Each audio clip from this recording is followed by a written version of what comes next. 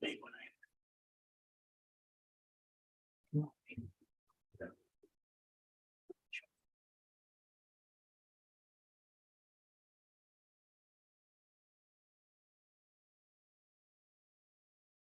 Welcome to the January 16th, 2023 Fire and Emergency Services Committee of the Whole, and eventually the Public Works Waste Management Committee of the Whole. Before we get started, we do have a counselor who wishes to attend virtually. Do other members of the committee have issues with Counselor Renault attending either meeting virtually? No. In that case, the first order of business is the election of the chair for the Fire and Emergency Services Committee of the Whole. So this is the first call for nominations.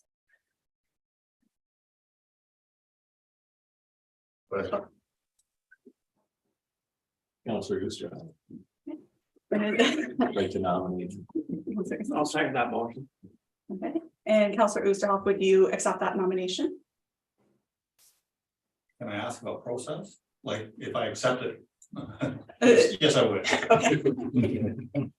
You'll have to do it if you accept. Yeah. Will it be a second nomination? Will there? Yeah. Is that possible? If there's more nominations that come forward. There could be a vote within the group? Yeah. Okay, I was wondering about that part. Is there a second nomination for the Fire and Emergency Services? No. And the third and final call for Fire and Emergency Services? In that case, Councillor Oosterhoff, I'll turn the chair over to you. You're it. He's like, "No." Congratulations. There's your vote of confidence. I'm giving it my best shot. And with your patience cooperating.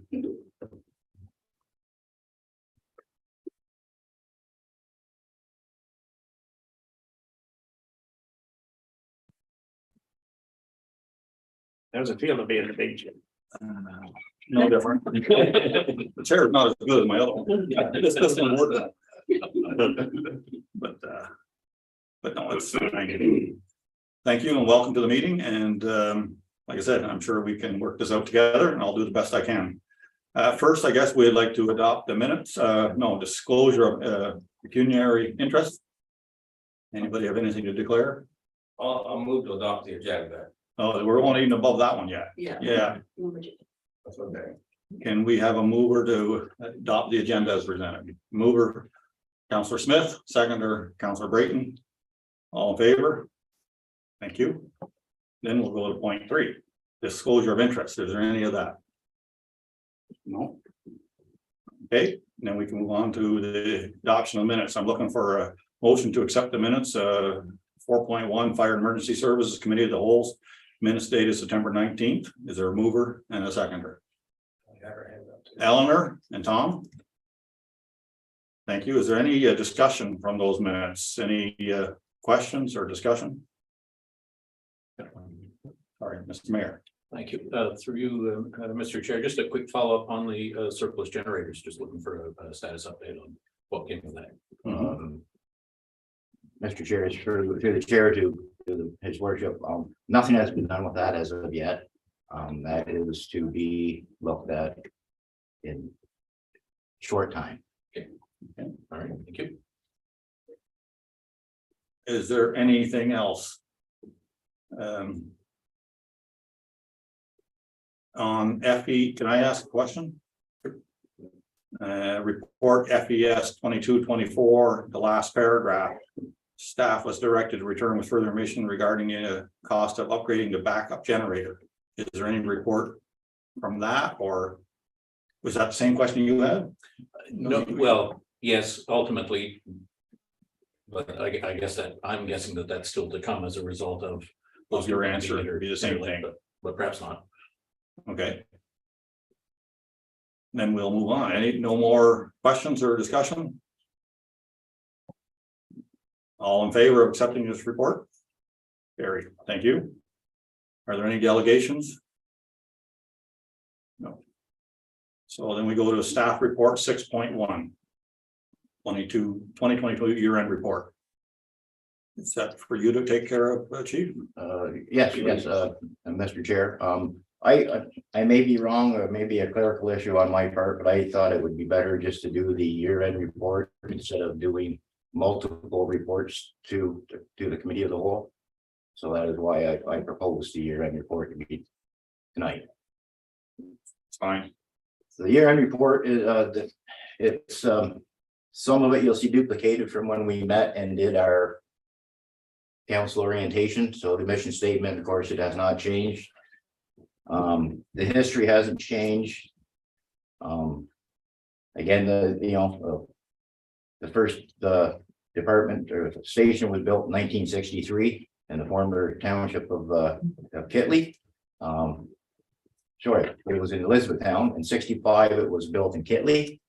2001, the two standing townships amalgamated into one under bylaw 1301-32.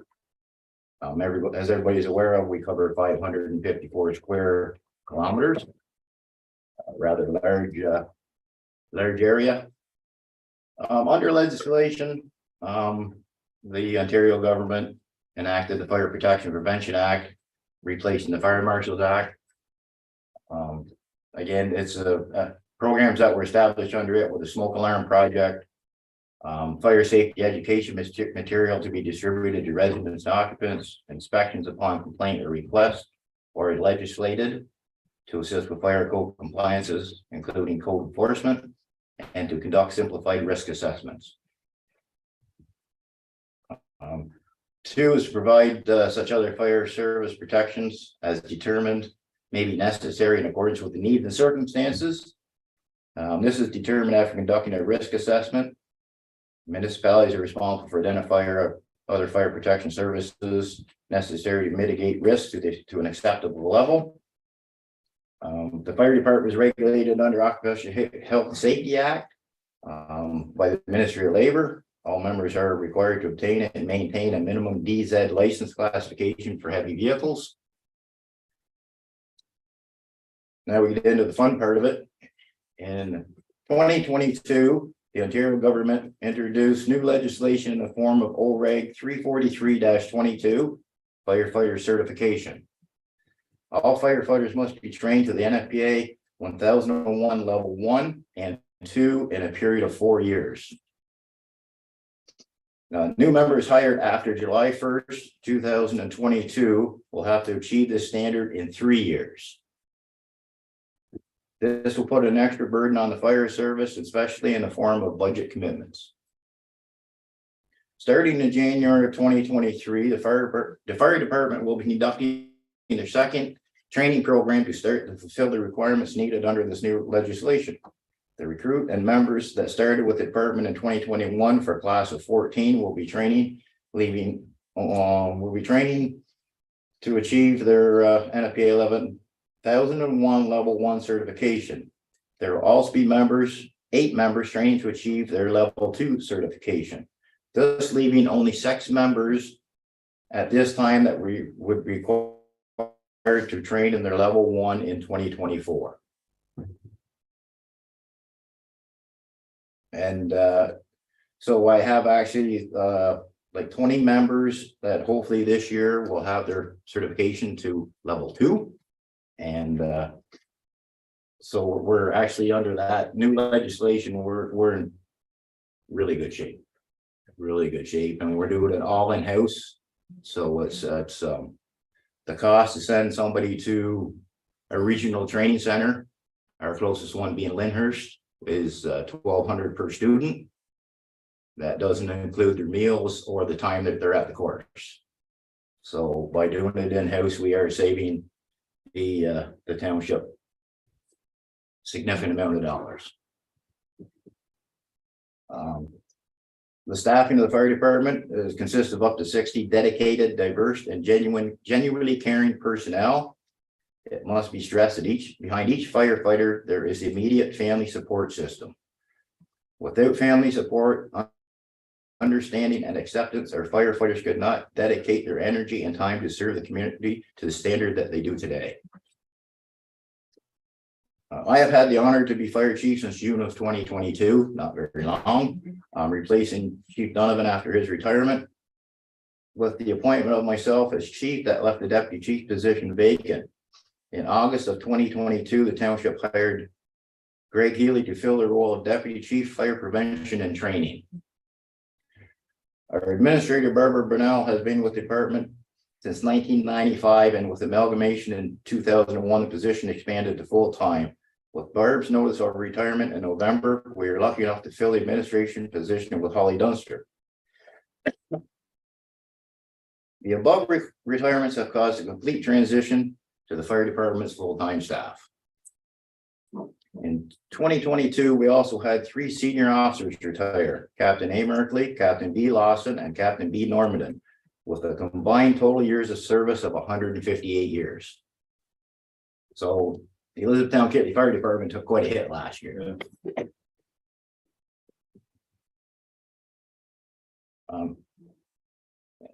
2022 was a busy year for the fire department, and it looks like 2023 will be even busier with the closure of Halleck's Road overpass and the new Ontario regulations taking effect for the certification of firefighters, along with the day-to-day operations. Under training, we've always been proactive in regards to training, and that will continue in 2023. The committee has in place a very busy training schedule for both new recruits and all other members. So we're hoping that other than new recruits that we take on, hopefully not until 2025, I say with a hope, the rest of the members should be at their full certification.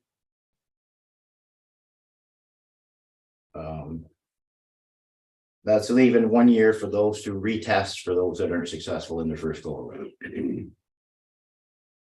The training hours for 2022, even though we were sort of still in the pandemic mode, was 3,237.5 hours.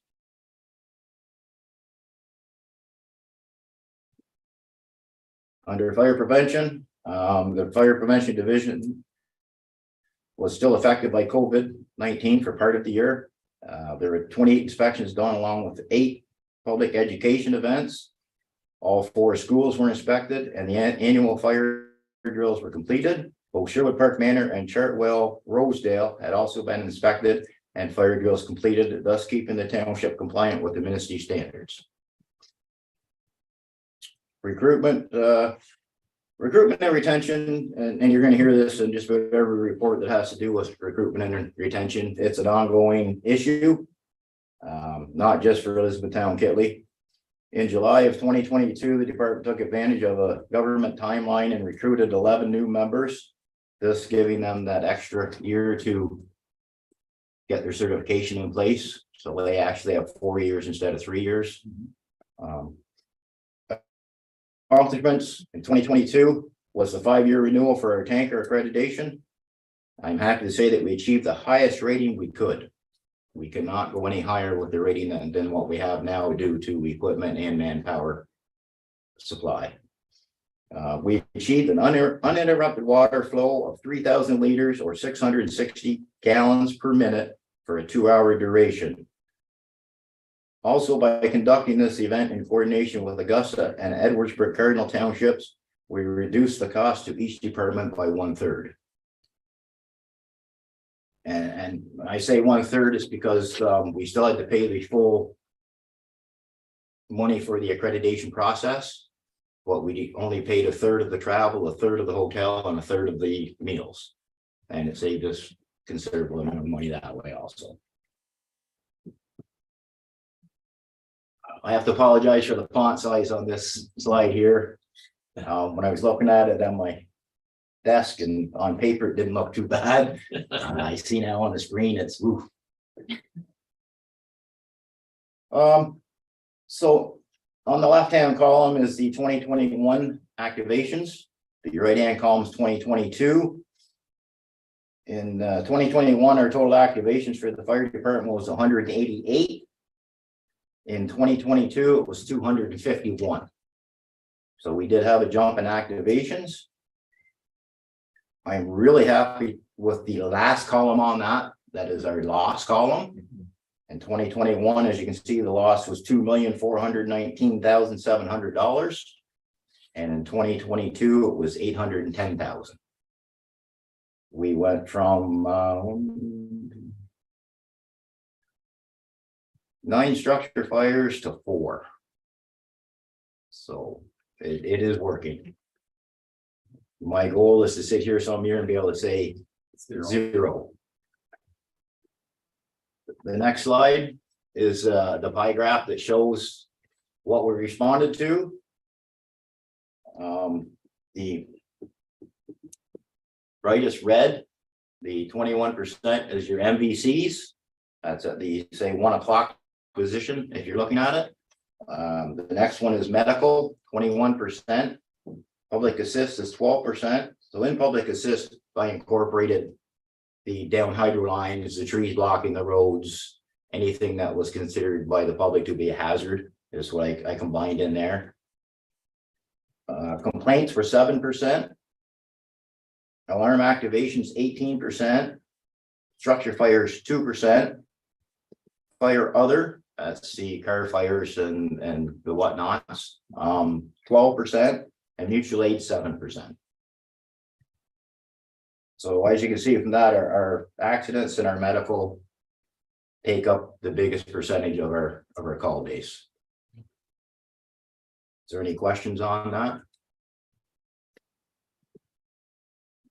We have one here. Thank you, Mr. Chair. Just a quick one, Chief. The complaints, so would that be things like people calling in to report open burning and that type of thing? Correct, yes, that's I sort of grouped it together. It's open burning. It's not just open burning. It is a tree down on the road. Okay. We still do get those calls, Mr. Director of Public Works. So when we go and check on that, then I consider that as a complaint. Okay, thanks. I could probably put it in public service, but Well, it's good to have it broken out. I was just curious. Thank you. the next is just our flow chart. This was included in your orientation package that you received October. It's just nice to have some names finally in there in positions that were left blank before. The next one is your inventory of vehicles.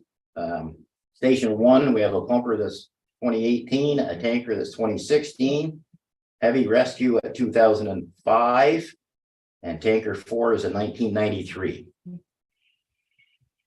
Truck 1, 2016, rescue 5 is a medical van personnel shuttle. It is a converted ambulance. It's a 2010, and then truck 2 is a 2018. Station 2, you see you have a pumper 2 is a 2008. Tanker 2 is a 2000, which has already been a tanker on order to replace that one. Hopefully we get it before 2024. And truck 4 is the 2008. Station 3, the pumper is a 2011. The tanker is a 2021. Their heavy rescue is a 1995, and truck 3 is a 2017. And the next, We have a question here on the right. Yes, sir. Councilor Smith. Thank you, Chair, it's for the chief. So when you're doing your accreditation, which vehicles were you using to do the accreditation? Like I'm looking at this tanker number 4, 1993. Did you use that vehicle for your accreditation? he allowed us this year because we had one on order. If we hadn't had one on order, we wouldn't have met the qualifications for the accreditation. So my follow-up question then, it means that vehicle did pass the test.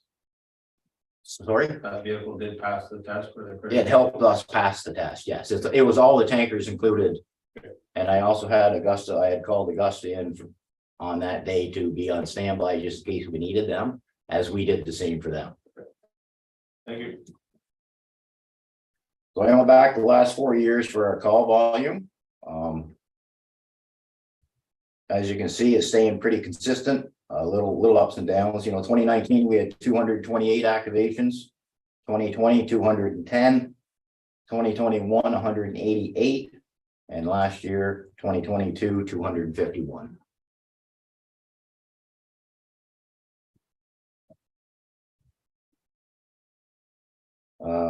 The next one is just a revenue. Sales of asset was 20,382.38.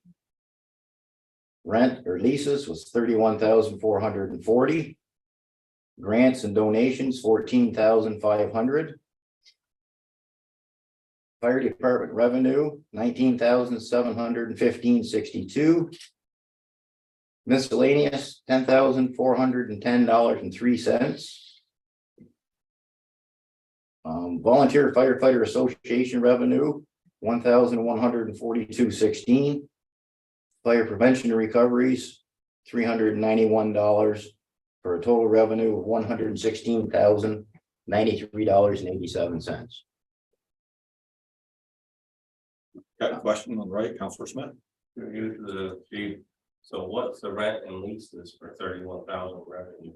That would be the old fire hall station 3 that's rented to the counties. Oh, okay, yeah, thank you. All right, another question then. It's What about the MPO insurance? That's under the revenue, fire department revenues. Okay, all right.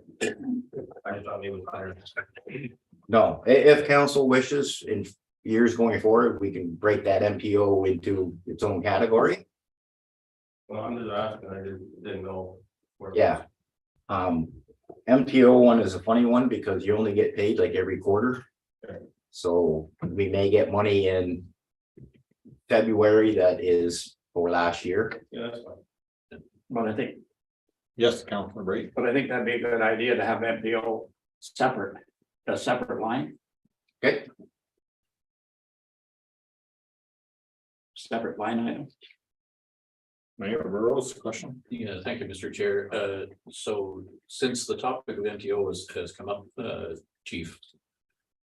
How onerous would it be for you to be able to give us a sense? So you can sort of pick the level of detail, but I know that there are a number of times, I don't know whether it's a small or a large number, we get called and then we get stood down. And unless we're actively involved in the scene, we don't get compensated, and yet, you know, we still incur expenses for the response on the 401, or at least to start that response. So just something to plant a seed in your mind. I wouldn't mind. I'm assuming the rest of the committee members would be interested to know the scope of that. You know, if it only happens once or twice, then it's not a big deal. But if it happens a fair amount, then, you know, that may be something that we want to consider having a conversation with the province about, or partnering with other fire departments and going with a bigger voice to the, but right now I have no concept. I know it happens. I just have no concept of what the scope of that is. Mr. Chair, through you to Mayor Burrow. The Ontario Association of Fire Chiefs is doing that right as we speak. Oh, okay. Because there is, won't say a high level of no service calls, but the no service calls on the Kings highways of the 401 to 400 series has been brought up, and it is being addressed through the Ontario Association of Fire Chiefs with the Ministry of Transportation as we speak. Okay, great. Thanks. Thank you for that. Sure. So the Elizabethtown-Kitley Fire Department has 2 very active associations. They were quite happy to be able to begin fundraising again at the end of 2022. It's the fundraising went very well because between the 2 associations, they have raised $15,703. And what this money the association uses it for, it is for miscellaneous PPE to support public sporting events in the community. They support baseball teams and soccer teams and stuff like that with it. And they also buy various equipment for the fire service. Yeah. The way we say it in the fire service is the fire department associations buy the nice to haves, and we look after the must haves. Any questions on that one? So in conclusion, you can appreciate how extremely difficult it is to include all the activities and accomplishments that your fire department participates in for the year. I do encourage each counselor to visit the fire station at any time or to contact me for any matter pertaining to the department. Thank you. Yeah, thank you, Chief Gilbert, for an excellent, clear report. Are there any further questions for clarification? Yeah, sorry, yes. Counselor Edie? Thank you. you to the chief. Now, I noticed that, I know the 1993, the 2000 is gonna replace the 93, and is that correct? And then the other one's going there, or I just see that there's two trucks that are still in the 1900s, and that bothers me a lot. So the There's the heavy tanker, rescue number 3 too. What are you guys doing with that one? Is it still good, or like, I wanna get us into the 2000s. Mr. Chair, through you to Councilor Edie, the tankers are a funny lot because you only receive credit for them until they are 20 years old. And after that, you don't get any credit for it. So the tanker that is going to be replaced is the 2000. Okay. And then what it does, it allows us to have a backup tanker for another 5 years. So the 2000 will become our backup tanker, and it will replace the 1993, and the 93 will hopefully be sold as surplus. And what about the heavy rescue number 3? The 1995 heavy rescue Yes, is sir. on the docket for this year's budget. Okay, good. That's what I want to know. Perfect. Thank you. Okay. Any other question? Thank you. Do we receive this report or do two at the same time? Yeah. Little words. Individually? Yeah. Okay, then I'd like to, anybody want a motion to receive this report? Counselor Smith, Counselor Edie, thank you. Then we'll move on to report 6.2, financial statement dated January 12th, 23. You probably should. Oh, call a vote on the other one. Yeah. We support you, but we'll prove it now. You guys support the motion in a second? All right, you have support. Thanks. I was gonna wing it without their support. Excuse me, I'll get this. No, You're fine, yeah. Wasn't trying to exclude anything. you're doing better than all of us so far, so it's all good. Then we'll move on to report 6.2, financial statement dated January 12th, 2023. And again, is the chief gonna present that? Or, I'm sorry, I did not receive that report. Oh, just the financial statement. Oh, this? Mhm. Okay. Yeah, I can go over it. I was mistaken in the reports there, but because this is my everyday, it stays with me all the time, piece of paper, so. I'm not, again, you'll have to bear with me as this is my first year-end go over, so I'm not sure on the issues that you want covered. I am happy to say on the financial report that it looks like the fire service is gonna have a small surplus for 2022. Go buy something.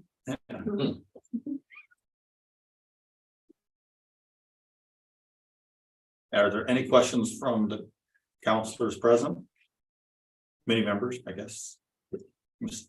Counselor, Thank you, Mr. Chair. Seeing the year is only two weeks old. I don't think the numbers changed a whole lot.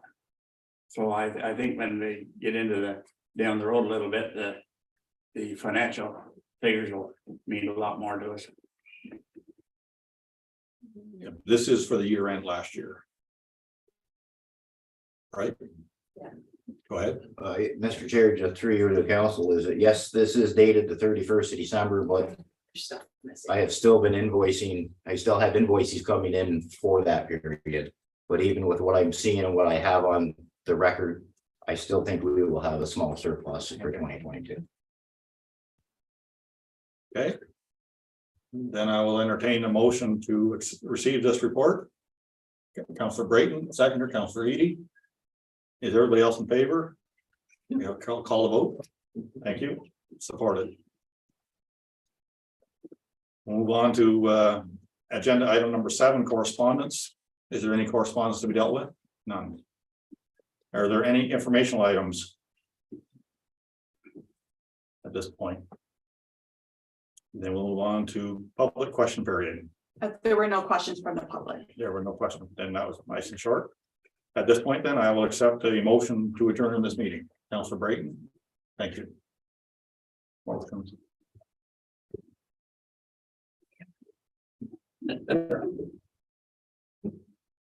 Good. Thank you for your cooperation.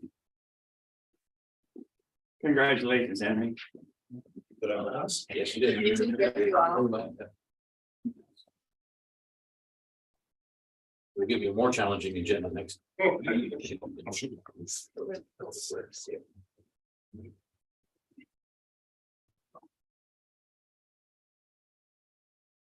I call this January 16th, 2023 Public Works Space Management Committee of the Whole meeting to order at 6:32, it looks like.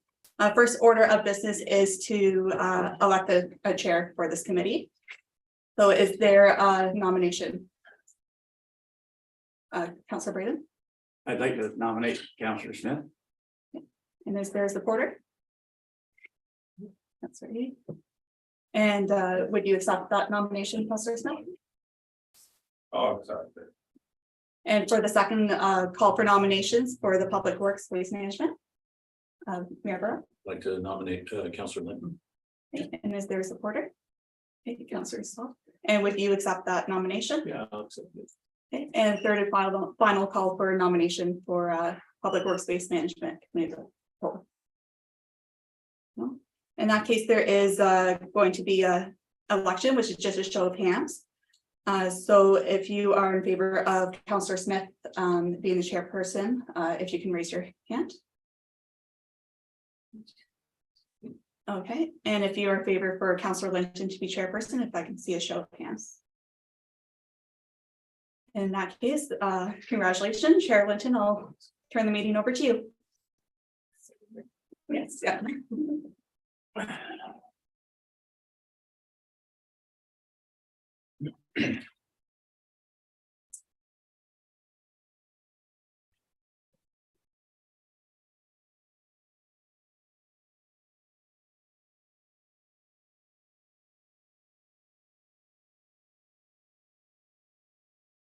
Good, call this meeting to order. The Public Works Waste Management Committee of the Whole meeting Monday, January 16th, 2023 at 6 p.m. Would like to do the first of all, the adoption of agenda. I have Councillor Smith and Councillor Edie. All those in favor? It's carried. Thank you. Any disclosure of interest tonight? Seeing none. We'll move on to the Waste Management Committee of the Whole. First, we'll start with the adoption of minutes. Public Works Waste Management and Recreation Committee of the Whole. We'll have the adoption of the minutes. The mover, Councillor Renault, Councillor Edie. Any questions on those minutes? All in favor? It's carried, thank you. So on to number 5, staff reports. Report PWWM 2303, proposed changes to the waste site fees. We put the motion on, move her to Councillor Smith and Mayor Burrow. Any questions on this? Councillor Smith. Thank you, Chair. I do agree that the cost of the waste, the bag should go up. I'd rather take it to an even number of $2 a bag based on what the cost of tags are with a service provider throughout the township, and also what the depots in the city of Rockville charge per bag. I think $2 a bag is reasonable for our residents. Thanks, Councillor Smith. Okay, thank you, Mr. Chair. Through you, I have a question for staff and a comment about the pricing. The bag tag includes HST. In other words, are we obliged to collect HST and remit it, or is HST a non-issue because we're a municipality? Oh, we never charge HST to my knowledge, but we just have a flat rate. Okay, all right. So then I have a follow-up now based on that understanding. So when I take a look at the budget for the waste site, including the recycling operation at the waste site, because That is still a net cost to us right now until the producers take over. If I read the documents properly, 158,000 net cost. We had approximately 150,000 in tag sales. And so, you know, we're only $8,000 off covering our costs. So if we were to raise the bag tag that dramatically, yes, I can see raising it. You know, we know the costs are going up. Having said that, we know that ultimately in 2025, the producers will be taking over responsibility for the recycling, and that has a net cost of 48,000. So it should technically, in today's dollars, bring down our net operation to 110,000. With the same number of bags being sold, that cost will be covered at a price of only $1.25 a tag. So I understand that we need to stop people from coming here rather than going to the more expensive depots. I get that aspect of it. But I'm not so sure that I'm comfortable with the whole idea of essentially making a tidy little profit off our waste operations. I don't think that's the intent of having the service. So we just need to hear a little bit more about the rationale of how we arrived at the 175. Was it just purely market conditions, or were there other factors that went in? Because that's quite a jump, you know, to go from $1.30 and add another 45 cents. Thanks. Councillor Renault. If I remember correctly, a municipality can't be making money on their services. So doing as Councillor Smith has requested, going to $2 is a non-starter, because then we are making money, and that's not the intent of our services to the ratepayers. And I think the mayor is correct in that when the Blue Box program is taken over by the people that actually create the mess, we will be making even more money. So $1.75 is more than enough to go up. I'm not even sure if $1.75 is the correct number, but it's definitely more than enough to go up. Yeah, Councillor Smith. Well, Yeah, thank you, Chair. First of all, I do believe we just contracted to have our waste being taken from our waste site bins to our back field by a service provider. So we're going to be paying a cost for that. I don't know what that cost is. As far as the Blue Box program goes, I've heard that for many years, and until I really see it happen, then I'll believe it. But it's a service. Maybe you're not here to make a profit, but it's a service we are providing, and it costs, and that's the way I look at it. Councillor Smith, Director of Public Works, would you like to weigh in? Any comments? Sure. Just to comment on, first of all, I presume, Mr. Mayor, you were referring to the financials that were included with this agenda. I'm not 100% certain that those are totally up to date. Okay. There was recent invoicing that like substantial invoicing that came in. Like, we're going to be receiving invoicing for last year now. So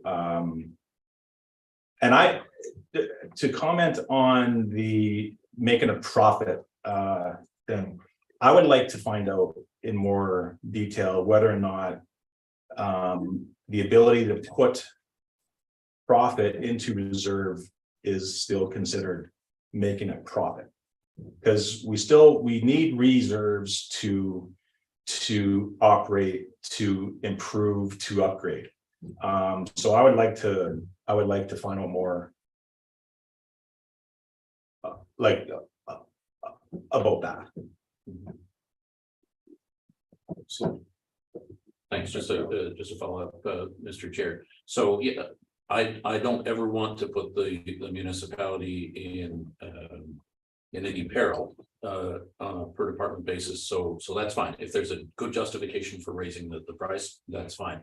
To be honest, that's basically a 35% increase all at once. So that's what got my attention pretty quickly, and that's why I started digging into it.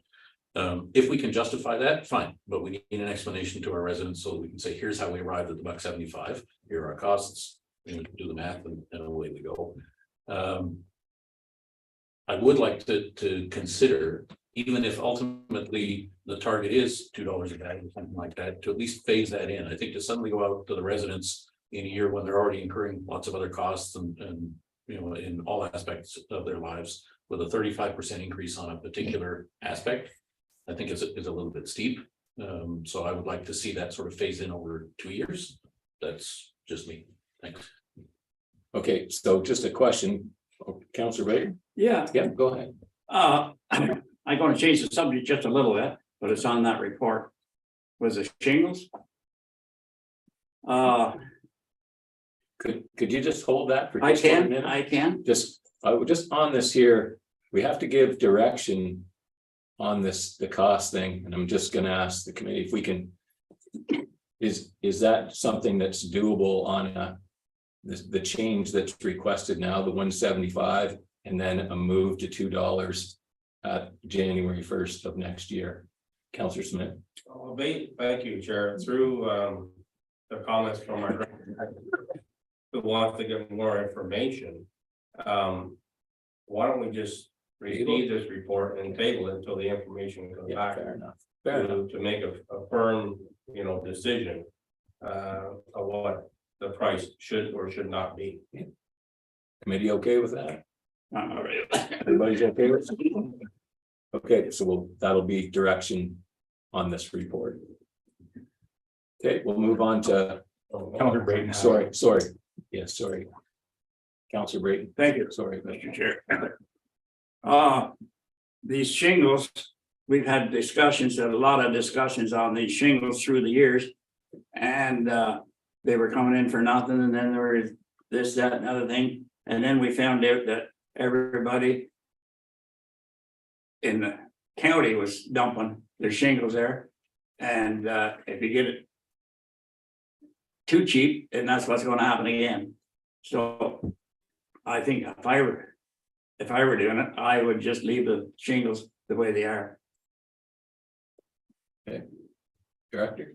Yeah, I'm not saying that like it may actually cost them more. I'm just saying, do not separate the charge, because they're going into construction waste anyway. Yeah. So they're being charged for that anyway. Then I would just leave the charge the way it is, instead of putting it in on a the way you worded it was that you shingles would be a load of garbage instead of shingle. They're a load of construction waste. Yeah, well, I would just leave it the way it is myself. Councillor Edie. I'm good. Good. Is there anybody else on that? Mayor Bro? Yeah, thanks, Mr. Chair. Since we're already tabling this for item number 1, does the committee have an appetite to see a little bit more analysis? And again, I'm not looking down to the penny, but I had not read it that way. I'll be honest. When I read the report, I thought it was the elimination of a fee for shingles. That's the way I read it. But now, if you're talking about just no longer treating them differently than construction waste, there is a charge for construction waste. But we know how many shingle tickets we've sold because we have been, or do we not? Okay, all right. If we don't have the data, we can't do the projection. So as long as we're not eliminating the fee, then yes, if this is going to simplify the management of the waste site and so on, but it's not going to eliminate a revenue stream, then I'm okay with that. We have a line item for shingles, so why not just keep it? You want me to answer that or the? No. You're doing it. Well, no, that's it simply comes down to, like the mayor said, it's simplifying the process, and it's the fact that they're all going to the exact same place. If they were being treated separately, i.e. being hauled off site or whatever, then I could see having the separate fee, but they're simply going to the exact same place. Is the price the same? It's a price per load. So our fee table is based on a described load. So Not it waste. would be the same for shingles as it would be for construction waste. It totally depends on the type of load that is coming in. But like, for example, a dump trailer load of shingles is 150 or 100, I think it's 150. So If that same dump trailer had construction waste in it, would it be 150? it would be, yes, because at this point, we don't have the ability to weigh in and weigh out. Okay. So, Okay, Councilor Brady. Well, thank you. The way we had to set up was just to keep the contractors out. I'm not saying the man has a house here, he can't dump his shingles there. But if a contractor comes along, he gets paid for the resident for dumping them. And we might as well have a piece of it. That's what I'm saying. And it was just to keep the contractors from dumping it, and it was a rat's nest, because they were shingles. All you heard tell was shingles. And they got rid of that, so why not leave it alone? I can tell you that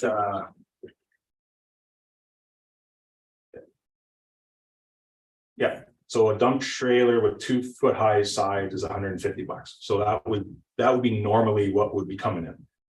I can tell you that since I've worked here, I've definitely not seen any issue with the amount or volume of shingles being brought specifically. But like I said, it's all going into the exact same pile. Yep, but that's because we put that in place just to eliminate what you just said.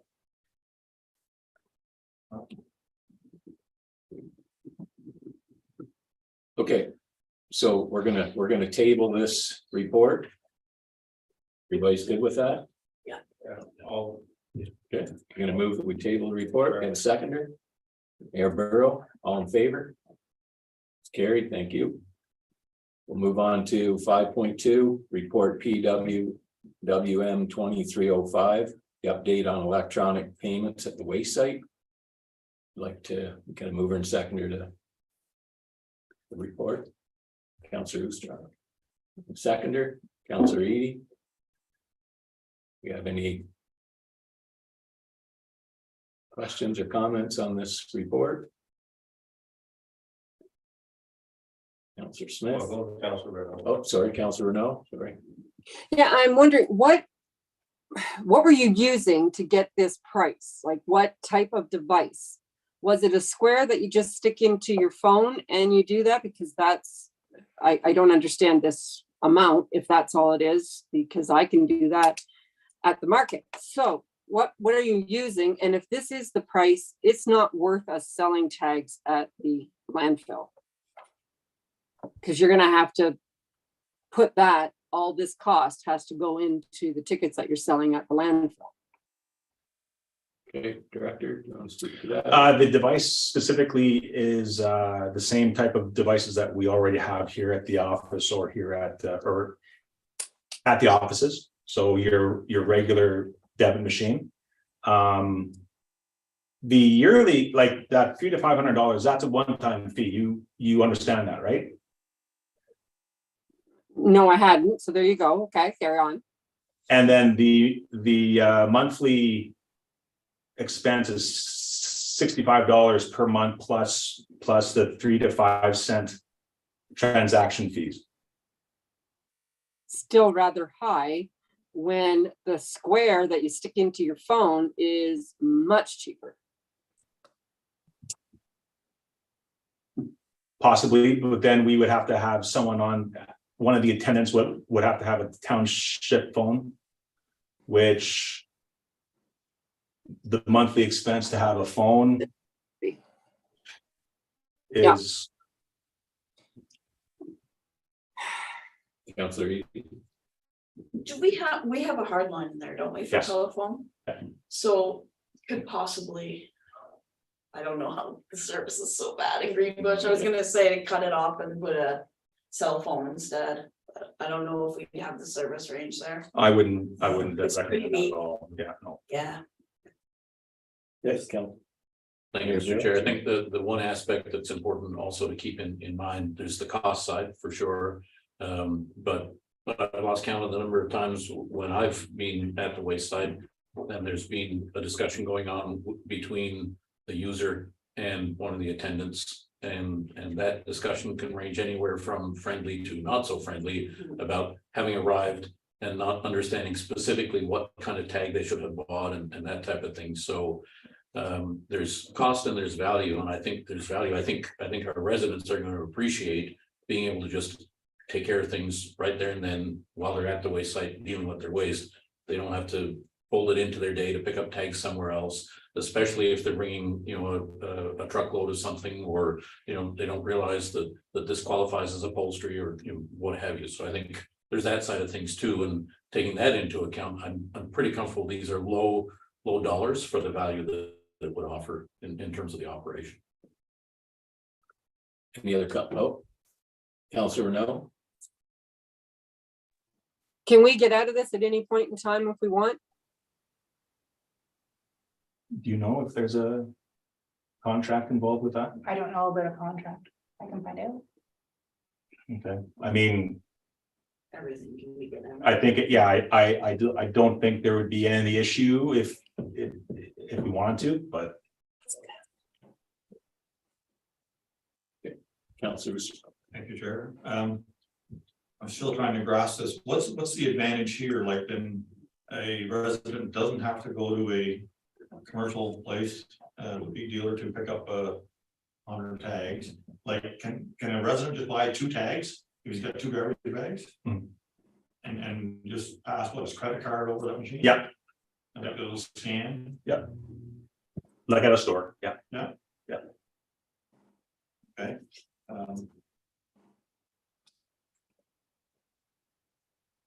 Are you gonna have somebody there counting bags, like you're looking at every truck then? But we do that now. This helps with that.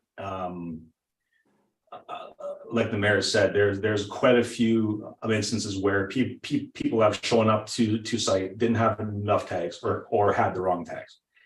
And left very upset because we told them, sorry, you can't dump here. Until you have your tag. That happens a lot more than you would think, yeah.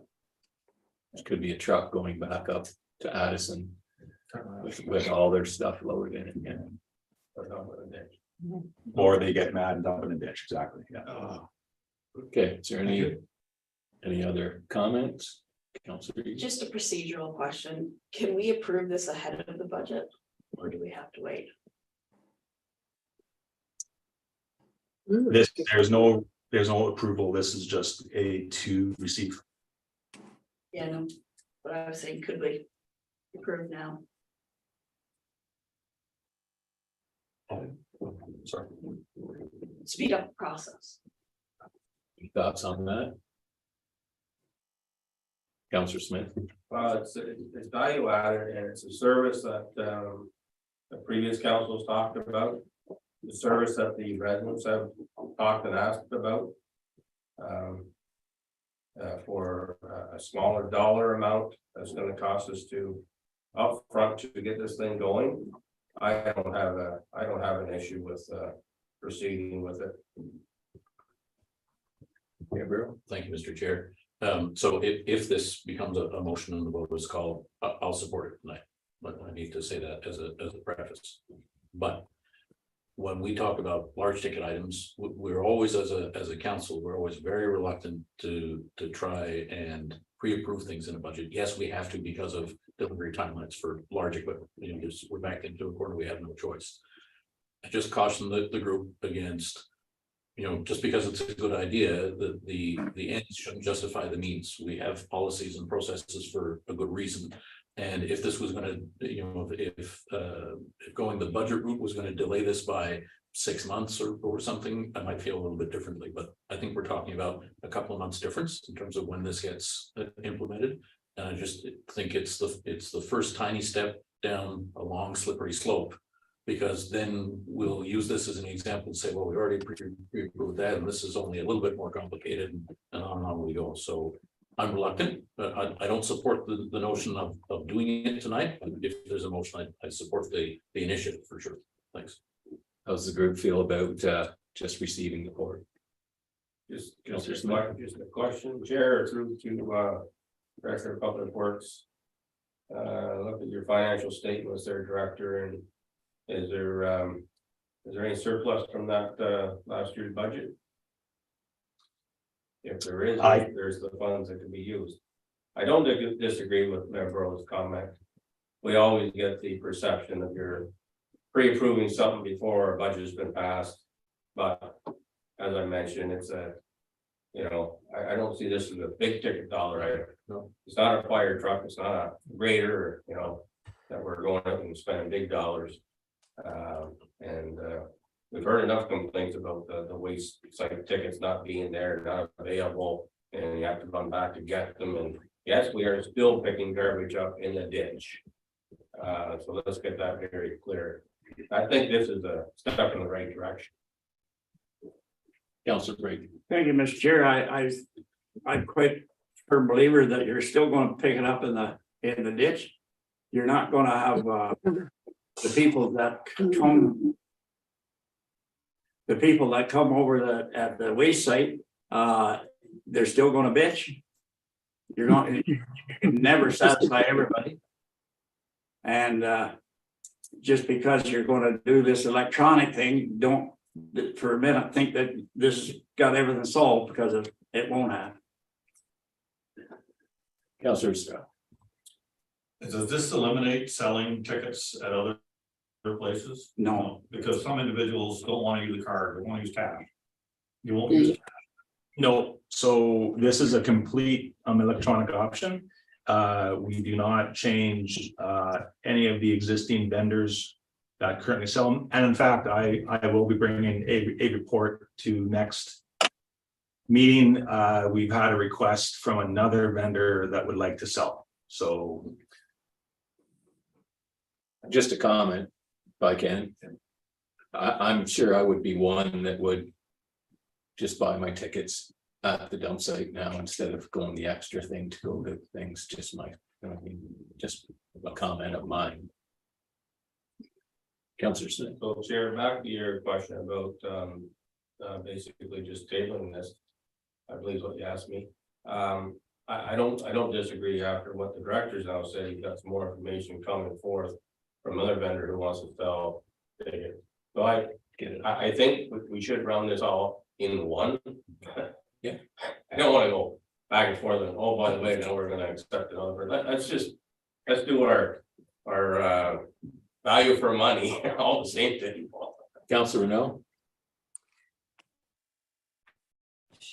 Part of that cost, now that the province has changed the rules, when you use credit cards, whatever fee that is being charged for using that device is now able to charge to the using it. So if you sell something and there's a whatever charge, this is 3 to 5 cents, you can charge that back to the person that's spending it, so that the seller doesn't have to pay that. So that is also there, but you have to tell them that that's what's happening before you do the transaction.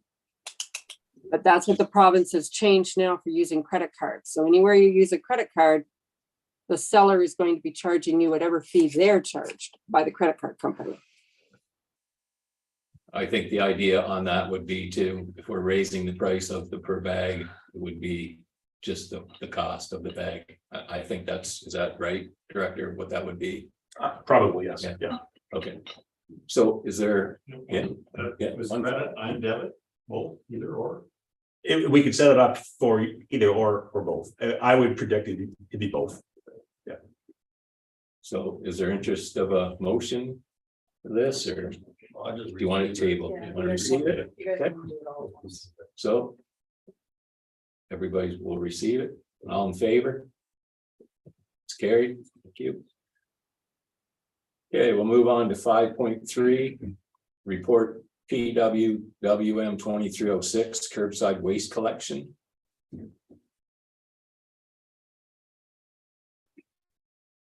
Get to the bottom of this. Okay, so can I get a motion to receive this? Counselor Edie and Counselor Brayton To the receipt, right? to receive it, yeah. Point of order, Mr. Chair. Yeah. The recommendation in the report goes beyond just receiving. There are two other operative clauses in there, so if, 5.3, or if I gonna, yeah, I'm getting 5.3. so is it partway down? Because at the bottom it has, Well, unless there was a revised version, I have also that the committee directs staff to proceed with the Survey Monkey survey. Blah, blah, blah. okay, I don't have that on mine. Okay, Is that 5.3, Chair? yeah, I don't have that. My recommendation just says it be received. oh, okay. So I can be corrected. Okay, there we go. I don't have that. So I will read that. The committee directs staff to proceed with the Survey Monkey survey and tax bill mail out to give the residents in geographic Elizabethtown the opportunity to comment on the implementation of curbside household waste collection in their area. And that if adding curbside collection of household waste in geographic Elizabethtown is favorable, that staff are directed to issue a request for tender for township-wide collection of household waste and collection of blue box material in geographic Kitley. Any comments or questions? Councillor Renault, Okay, this is a little bit, is this the, or is this the next one? No, never mind. It's the next one. It's when we're gonna go for tender on this, because it, yeah, it must be the next one, because I don't see it in this one.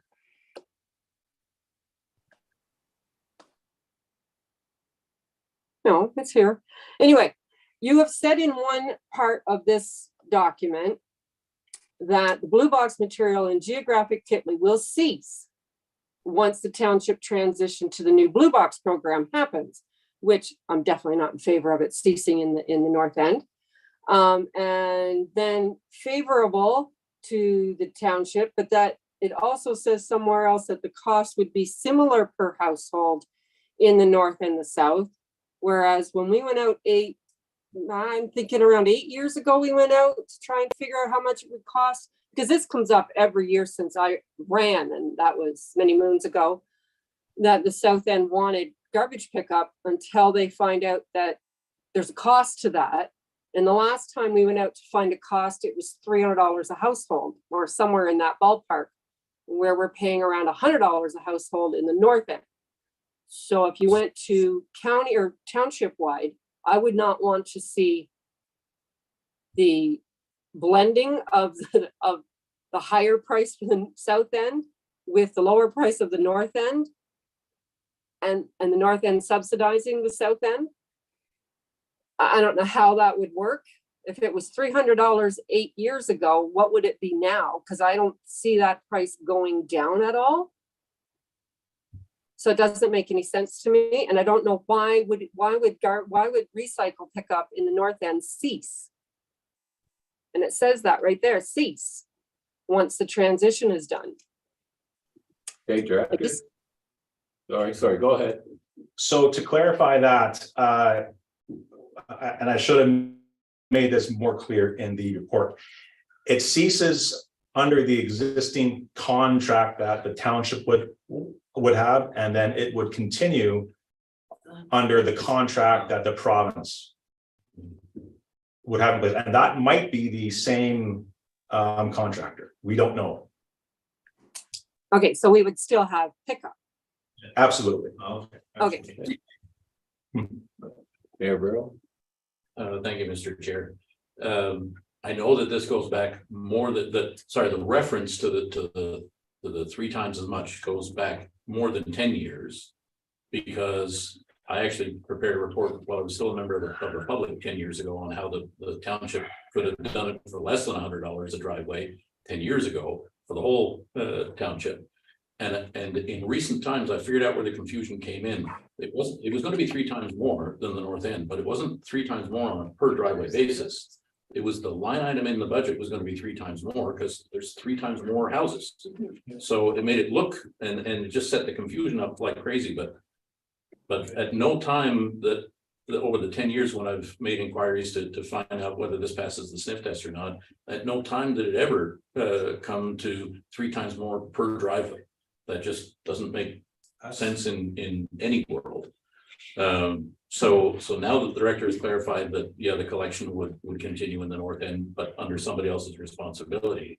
The question that I have remaining around what's in the report is the third operative clause, that if it's favorable and if we accept this motion and so on, staff are directed to issue a request for tender for township-wide collection of waste and only collection of blue box material in geographic Kitley.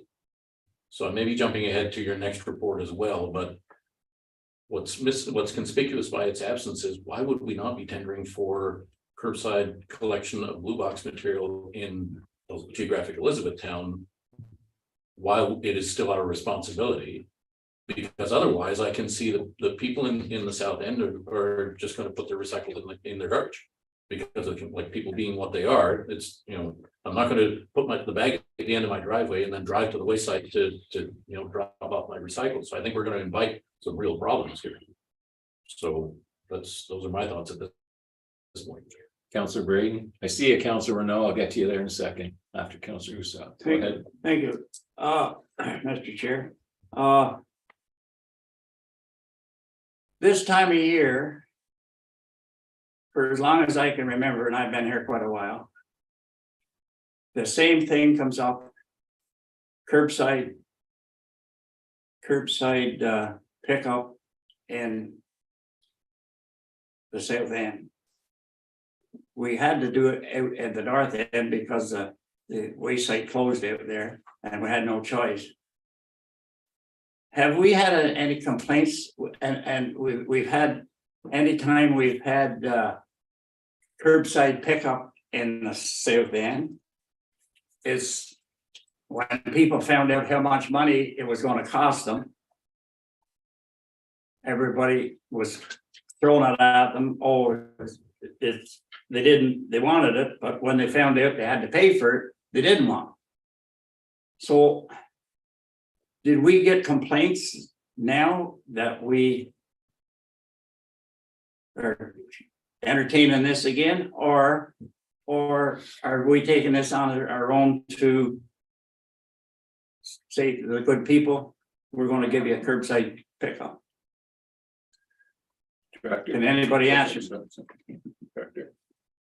So first of all, if you don't mind, Mr. Mayor, I'll answer Councillor Brayton's first. Yes, we have had a substantial uptick in the complaints since midway through last year, mainly due to the fact that the private contractors that were providing the service for the south end no longer provide it. It's been a substantial uptick, and I'm sure there's certain members of council who have received many calls. This is not going to go away. Mr. Mayor, if I could comment on your question. The reason why we cannot include blue box pickup as part of this all ties back to the rollout of the new provincial blue box program, which states that we cannot change or increase the scope, the level of service that we provide our residents after 2009. There was a date in 2019. I've got questions into CMO and to CIF. So CMO is Circular Materials Ontario, which is basically the group that is representing the producers, and CIF. Can't remember what that. Continuous Improvement Fund. Thank you. Which represents the province. So I got questions into both about how does it look if we just proceed with a tender to have both. I don't want to put the township in a position where after 2025 we're we're paying for a service that we maybe shouldn't have to. But maybe if that's the case, maybe this council would be in favor of having to pay for that service. I'm not sure. We're not there yet. But that is why that portion of the work has not been included in this or at this time. Okay, Councillor Oosterhoff, and then Councillor Renault. Can I have a follow-up? Okay, go ahead. Thank you.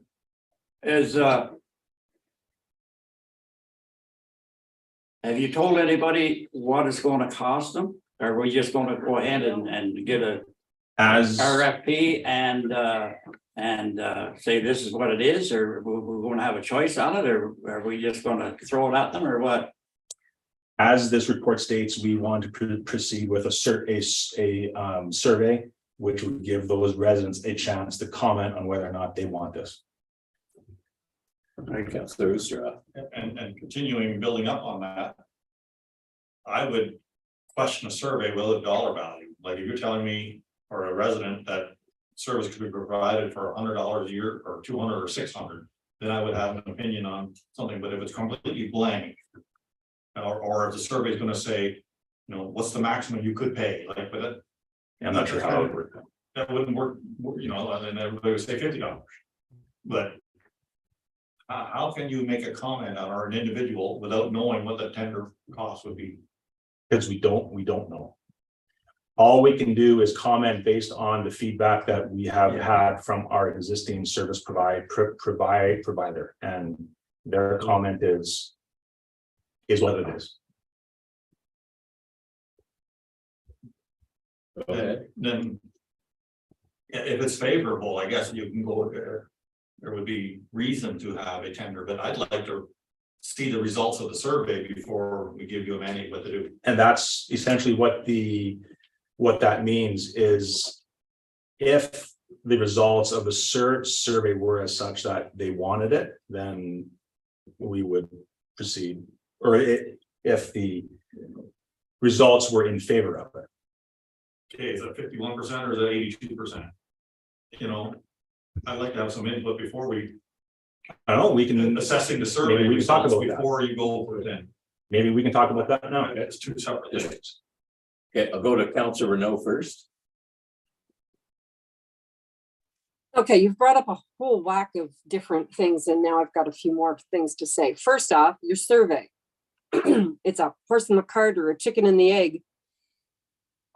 Councillor Oosterhoff is right. If this survey goes out to the township, which it should, you're going to have to tell them a ballpark figure. So you're going to have to get some rough estimate from a couple of different companies on what it would cost, because nobody's going to say on the survey, they'll say, yes, I would like it, but they're not going to, it's not going to be a survey worth its weight in, it's not going to be worth anything if they don't know how much. Because they'll say, yes, I want it, like they have for years, and then find out it costs X, Y, Z. And then they don't want it. So you need to be able to tell them that up front, that there's going to be a cost for this plus your bag tag. Simple as that. You have to do that in the survey. So that's one thing. The other thing, we talked about these contractors that were quitting. And then we asked Charles if he could find out, were the staff going to start back up and be the contractor then for these places? And I was sure he had told us at the last meeting that yes, the staff were coming back in and going to do the pickup in the south end. So if that is happening, they would want to be able to tender in on this, but they probably would only want to tender on the south end. I don't know. But I don't want the township to step on the toes of private either. So we need to know that for sure before we do anything else. The other thing is, Charles mentioned that the producers wouldn't cover, which we know, nothing, they won't cover anything new. But if we went for a township-wide pickup for recycling as well as garbage, would the producers cover the north end cost for recycling? And then in 2025, cover the south end as well. So we would have to cover the south end recycle for a couple of years prior to 2025. Now, do I understand that correctly, Charles? And that's the end of mine. So, Councillor Renault, it's actually going to be the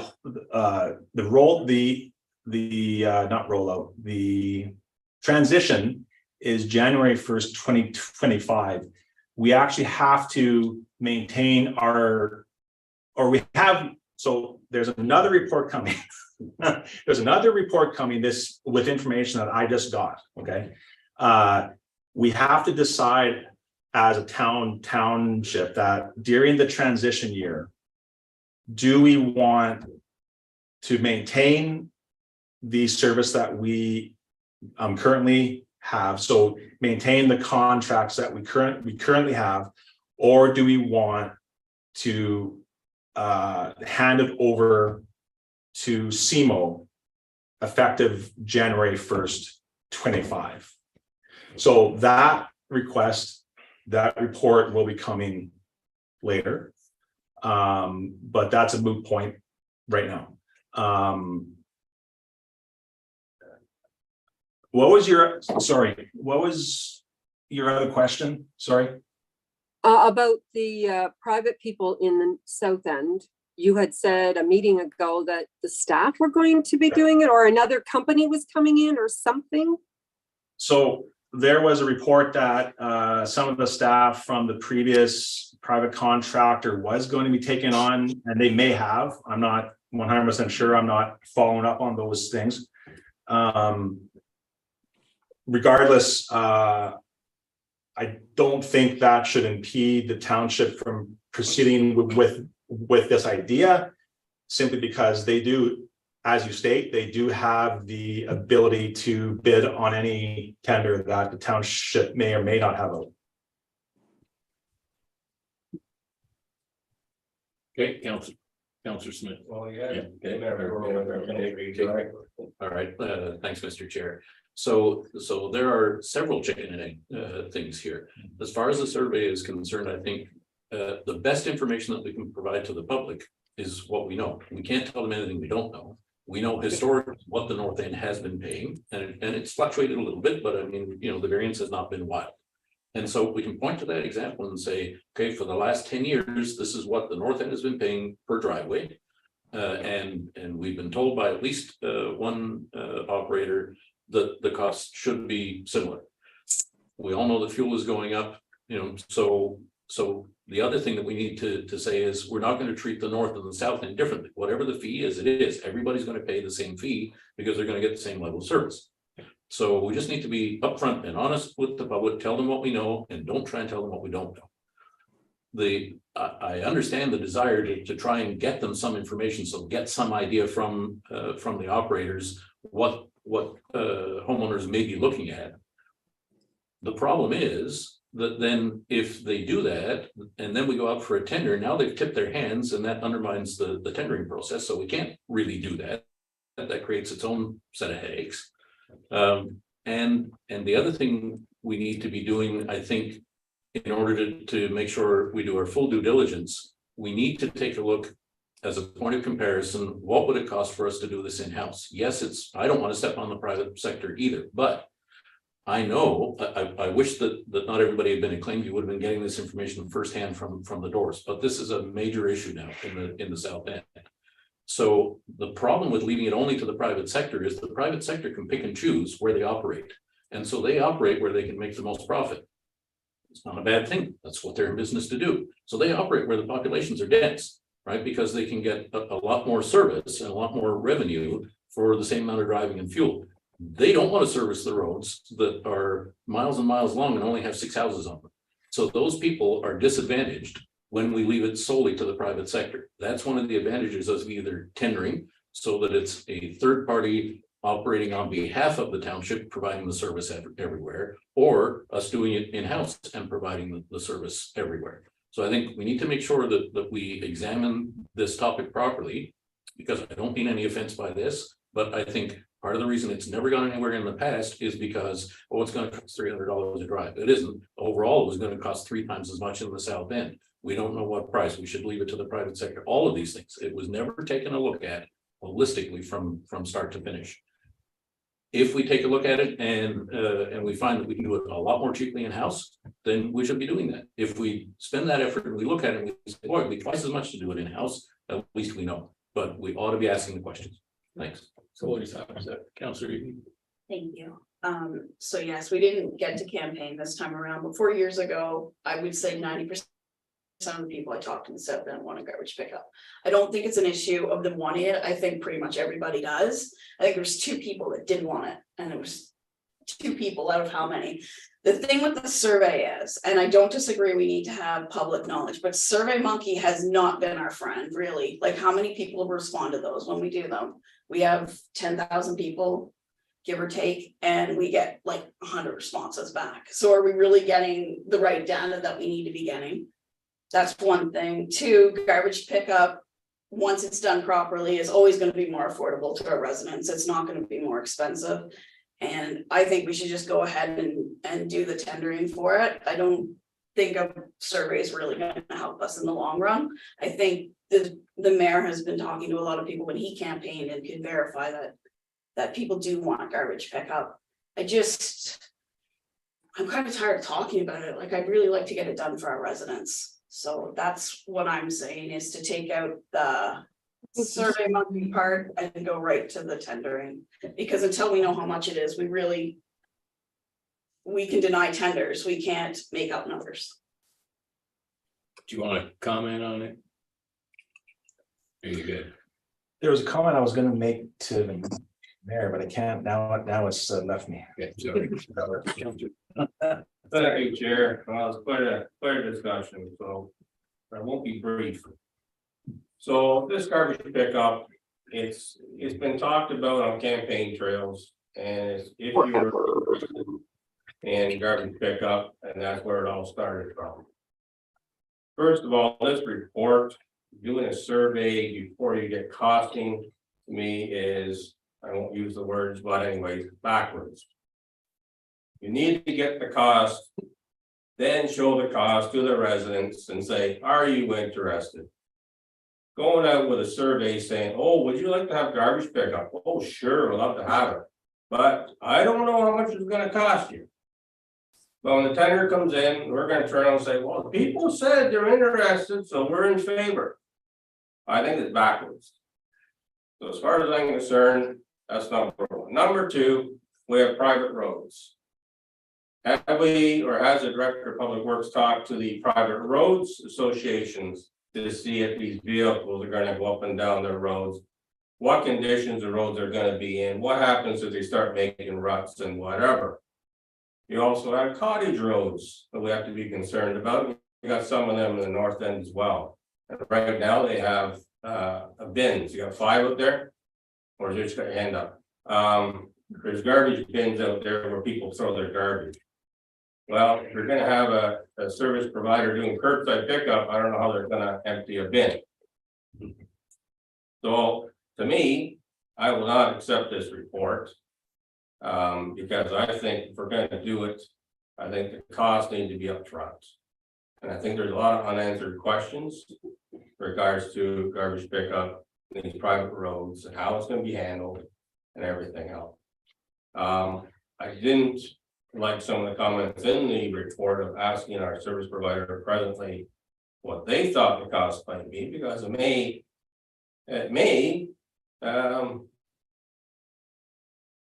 be against them maybe in the tender process. So I just think this is a whole backwards way of doing business, and the cost is the upfront thing, and I think it needs to be laid out there. Back to some comments about the north versus the south, and we're gonna do the whole township. Well, perhaps one of your proposals, and you go out as a proposal, not go for tender, go for a proposal, and you do the proposal for your south end, do your proposal for the north end, and do a proposal for the whole thing.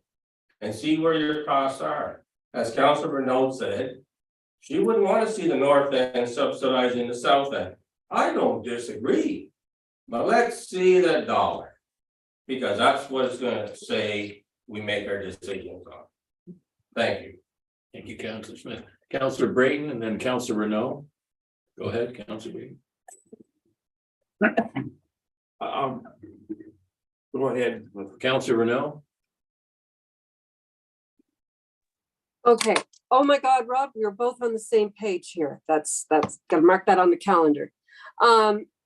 We do have an example in the north end of a private road, so at Leader Road.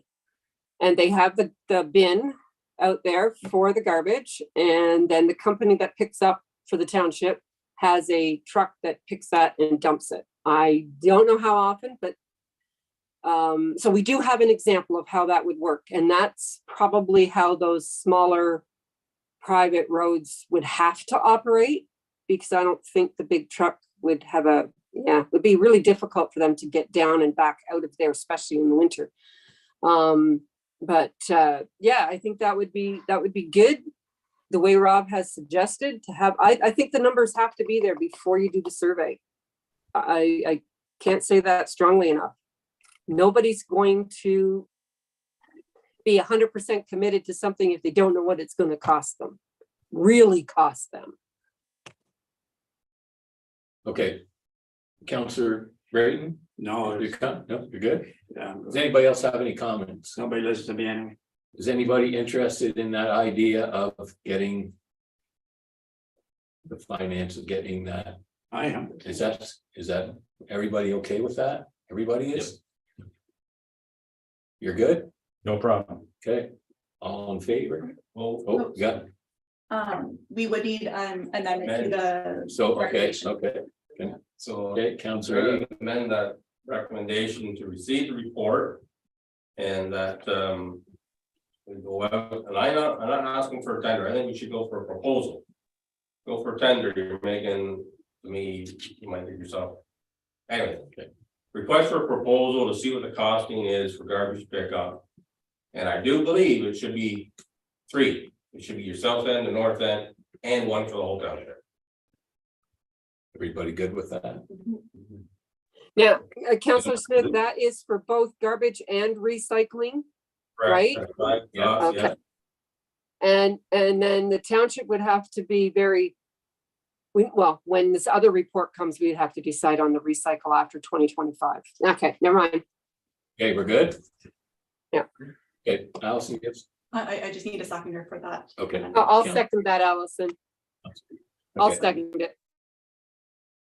So, all in favor of that? Two Adjustment to the- That's carried.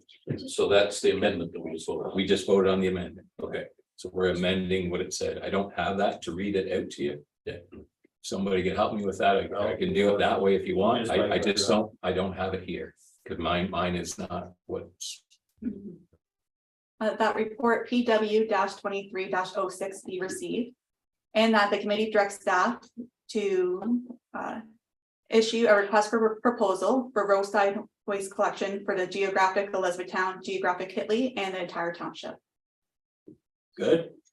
I think that should also say recycle. It says waste, but you gotta be precise when you're doing these things, because they'll only give you the garbage maybe. You have to. Okay. So that's waste and recycle. Good, Allison. You good? Would you like me to reread it with that Sure, clarification? go ahead. And or just one moment. Am I okay to include waste and recycling based on You all do of whatever, three? yeah. Okay. It's just a proposal. It's just a proposal, yeah. So that report PW-23-06 be received. And that the committee directs staff to issue a request for proposal for roadside waste or roadside collection of waste and recyclable for geographic Elizabethtown, geographic Kitley, and the entire township. Everybody good with that? All in favor? Opposed? Carried, thank you. Okay. Financial to date, number 6.1, waste financial statement as of January 12th, 2023.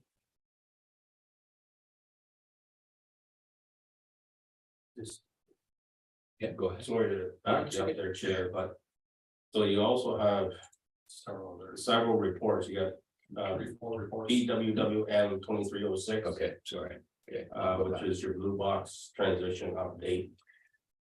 That was just an attachment to the to 06. Okay, all right, Okay. I'm just, okay, So then the rollout, all that, the rest of that is okay then? That was just as information and it was an attachment to Okay. 06. sorry, thank you. Yep, so we're all good. Okay, so we'll do the financial to date. 6.1. Do we have to receive this? Yes. Okay, can I have a mover and seconder, Counselor Smith? Second by Mayor Burrow. Any comments or questions on the waste statement?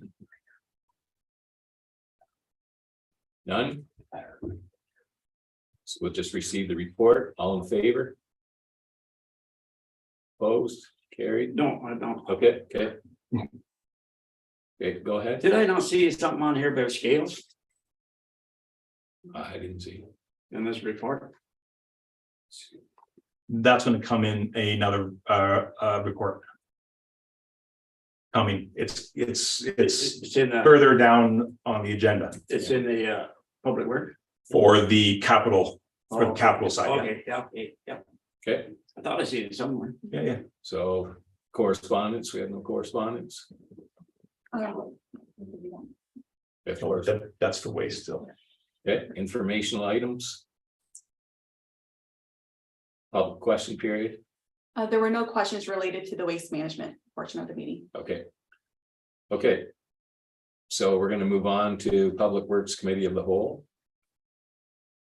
Go ahead. Can I recommend that we jump ahead to correspondence? This young lady. Is everybody okay here with is that? waiting for. Absolutely. Absolutely, okay. So we're gonna move ahead to correspondence number 11.1.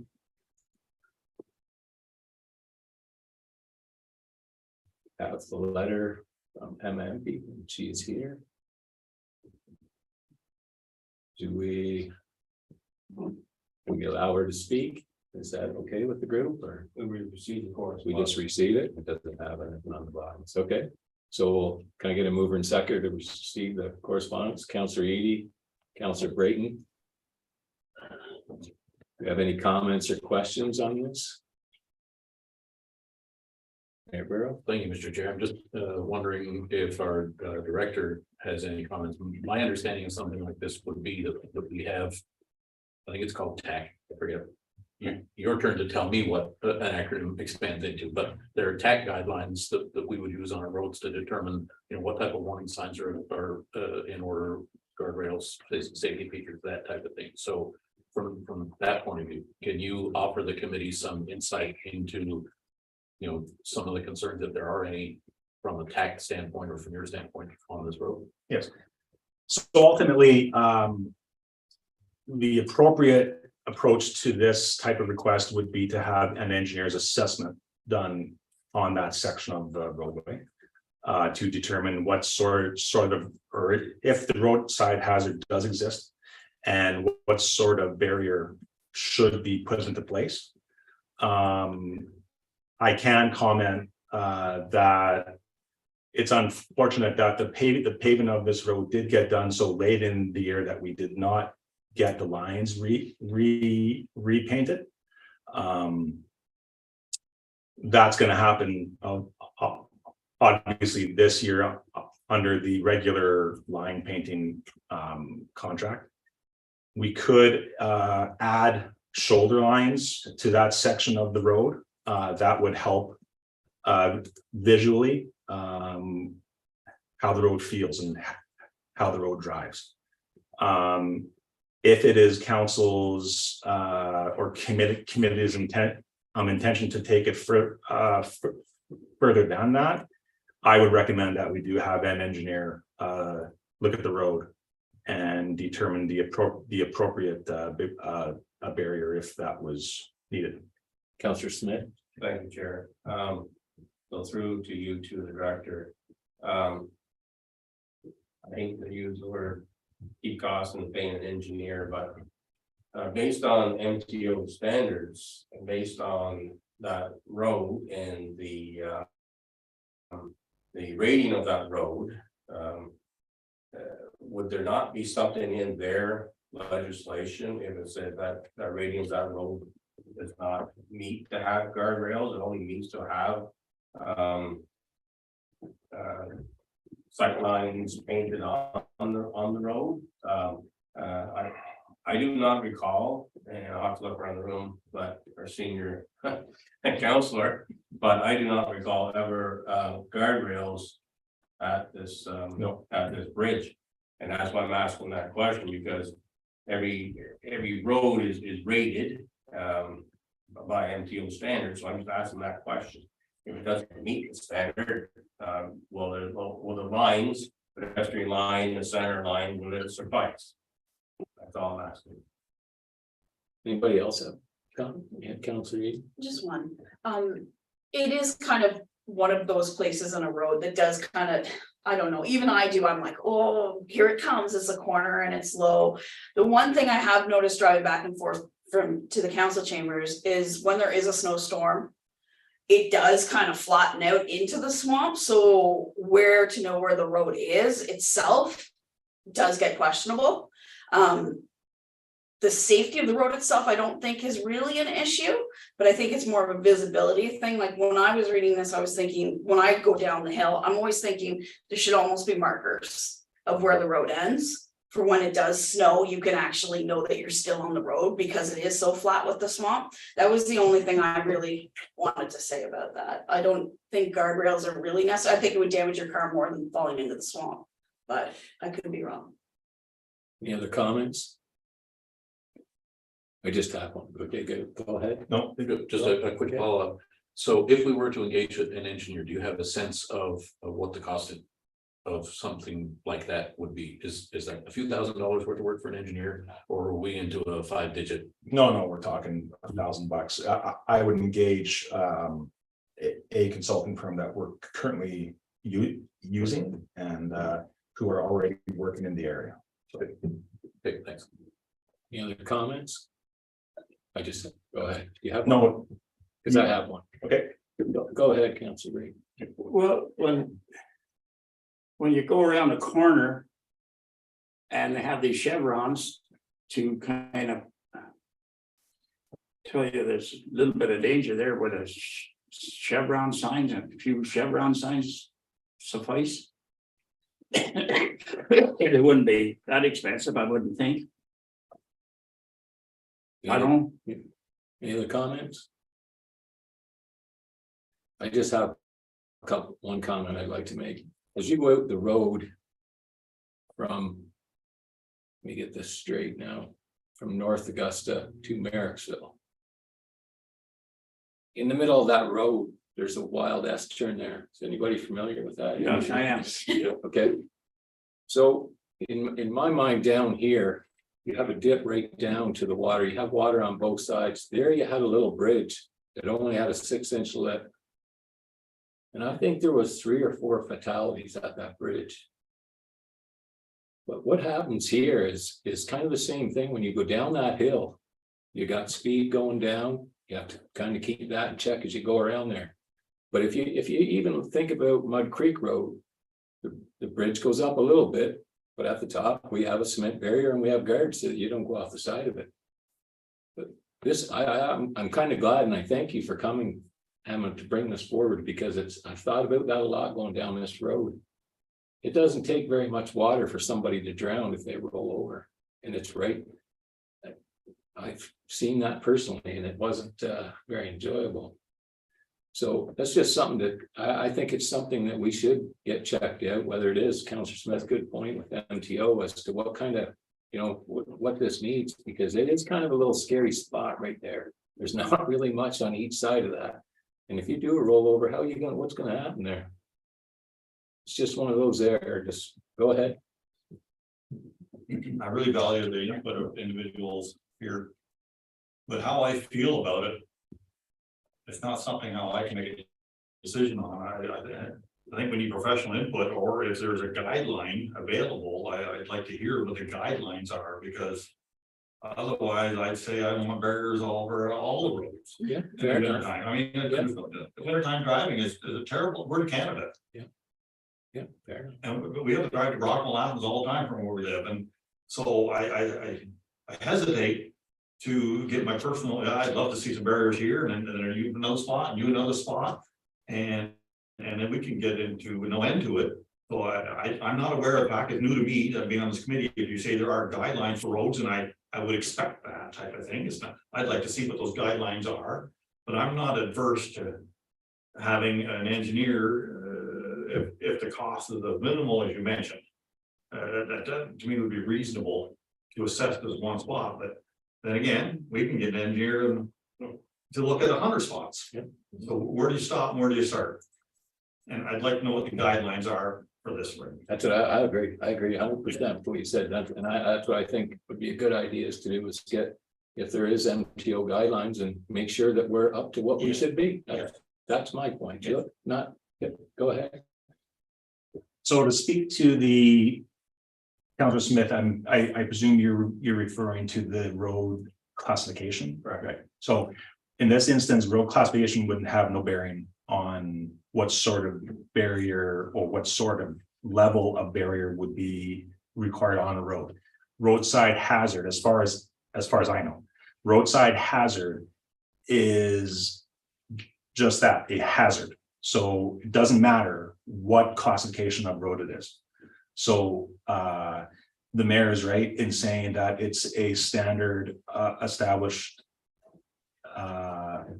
by TAC, but MTO would adopt in some way the similar standard for determining what sort of assessment would be required for a road or a section of road and what sort of barrier, if warranted, would be required.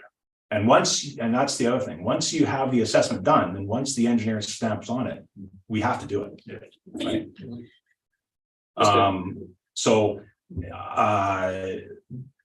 two avenues or two ways that I think we could go with this is for the interim, putting up the chevron signs is totally reasonable. But the concern is raised. I would recommend having the assessment done. Thank you, Mr. Chair, and at the risk of putting additional pressures on our budget, if we're gonna engage professionals to do the assessment for that particular section, I'm actually gonna recommend one other on that road, and that is where we where we hole rammed the ditch in the rock. Because that's a new and sharp hazard in my perception that never existed before. And I think back to the number of times that we have approached the county to do something with the intersection of 7 and 28. Saying, there's going to be a problem there one day, they're near misses and what have you. Finally, the county's is going to move ahead and do something. Something's been brought to our attention. I'm glad the consensus seems to be developing that we want to do something about this, because I don't want to be waking up a year or two from now and reading a headline about the very thing that somebody is warning us about. So that's why I'd like the curve, but I'd also like that rock ditch to be part of the assessment. I think that's one good thing. Just one other comment I'll make too. It's a lot like down here at the Four Corners where we had the fatality, and we were looking to the counties to have the solar sign and the big sign put up. We do have certain circumstances that do occur that we look at as an individual basis, and we don't just go out and put 4-way stops and signs up on every street. So it's just one of those things here. And the only reason I brought that up out on that other highway with the S turn is it went through 3 times like that till they just raised the barrier thing, and then then the problem was kind of alleviated. But anyways, that's just a comment of that. So on this here, what's the consensus here that we go ahead? Direct staff to proceed with getting the information from an engineer or MTO, but go get the information and bring it back to council. Okay. Everybody okay with that? Yeah. Oh, good. Very Have you- okay. Do we need to vote on that, or do we need to? No. Just direction? Yeah. Okay. Thanks, Emma. Appreciate you coming. Won't keep you anymore. Okay, so we'll go back up to staff reports, 10.1, report PWWM 2301, proposed capital expenditures for 2023. I get a mover to receive the report. Councillor Oosterhoff, I'll second. okay, Councillor Renault. Point of order, Mr. Chair, same one again. My version of the report is more than just receive, it's also the committee recommends to council to approve the proposed capital expenditures. Thank you. Okay. I apologize. So I'll read that again, that it be received and that the committee recommends to council to approve staff's proposed council expenditures plan for 2023. Any comments or Questions? Councillor. Councillor Smith. Sorry. Thank you, Mayor. Yeah. So just a quick procedural question and then we'll get on to around the table. So because of that second operative clause, then essentially this is the capital discussion tonight, independent of the rest of the budget. Doesn't have to be. Okay, My recommendation is that you recommend to council to approve this plan. If you don't want to, that's fine. right. No, that's all right. Because of the way it is, then council could still get its second kick at the can once it sees the complete picture rather than just this really big. That's piece. correct. Yes, yes. Okay, Of course, of course. All right, in which case, yes, then I won't propose any amendment right now. Let's have the discussion. Councillor Smith. Thank you, Chair. So I'm gonna go right to number 3. That's a Alex Road South project. I've got people asking the questions because there's nothing in there talking about ditching or culverts. And as this council and as the director is well aware, we've had many complaints down there. And I got some emails and I got photos. Now, the question I have is, first of all, I don't recall council receiving an engineering report. Does anyone else? For what? For Alex Road South. It's the first I've seen that, So it says, you know, it just basically says pulverized base stabilization Oh, paved. yes. Estimated cost $425,000 in conjunction with SDO Alex Road Lower Pass Replacement Project. As previously reported, Tomlinson Group of companies will complete the majority of this work. So we didn't see any report. I don't recall ever seeing a report. Talking about culverts and ditches, is there gonna be culverts and ditch work taking place? Because it doesn't list it. And that's what has spurred a lot of people down there right now. I've taken a lot of A lot of heat. heat as well. 100%. We identified, so to back up a little bit. If you would like me to find the report where we did agree, as council did agree to award the project to Tomlinson Group, I can find that. That's definitely happened. In discussion with them, we did identify a number of culverts that would need to be replaced as part of this work. They were going to do that work under their scope of work, but that has since changed, and we are going to take that on ourselves. It's for the sheer sake of cost. It was not reasonable.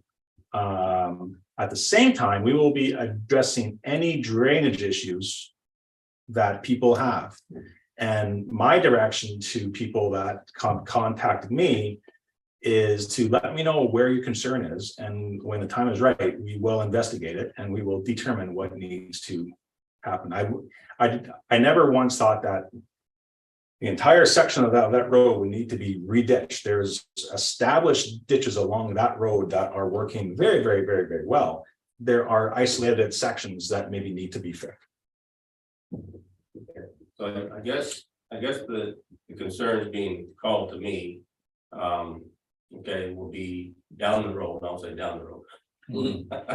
Down the road. I guess the residents just want to be reassured. Yeah. who's getting what. You know, is their culvert being replaced or the ditching being done?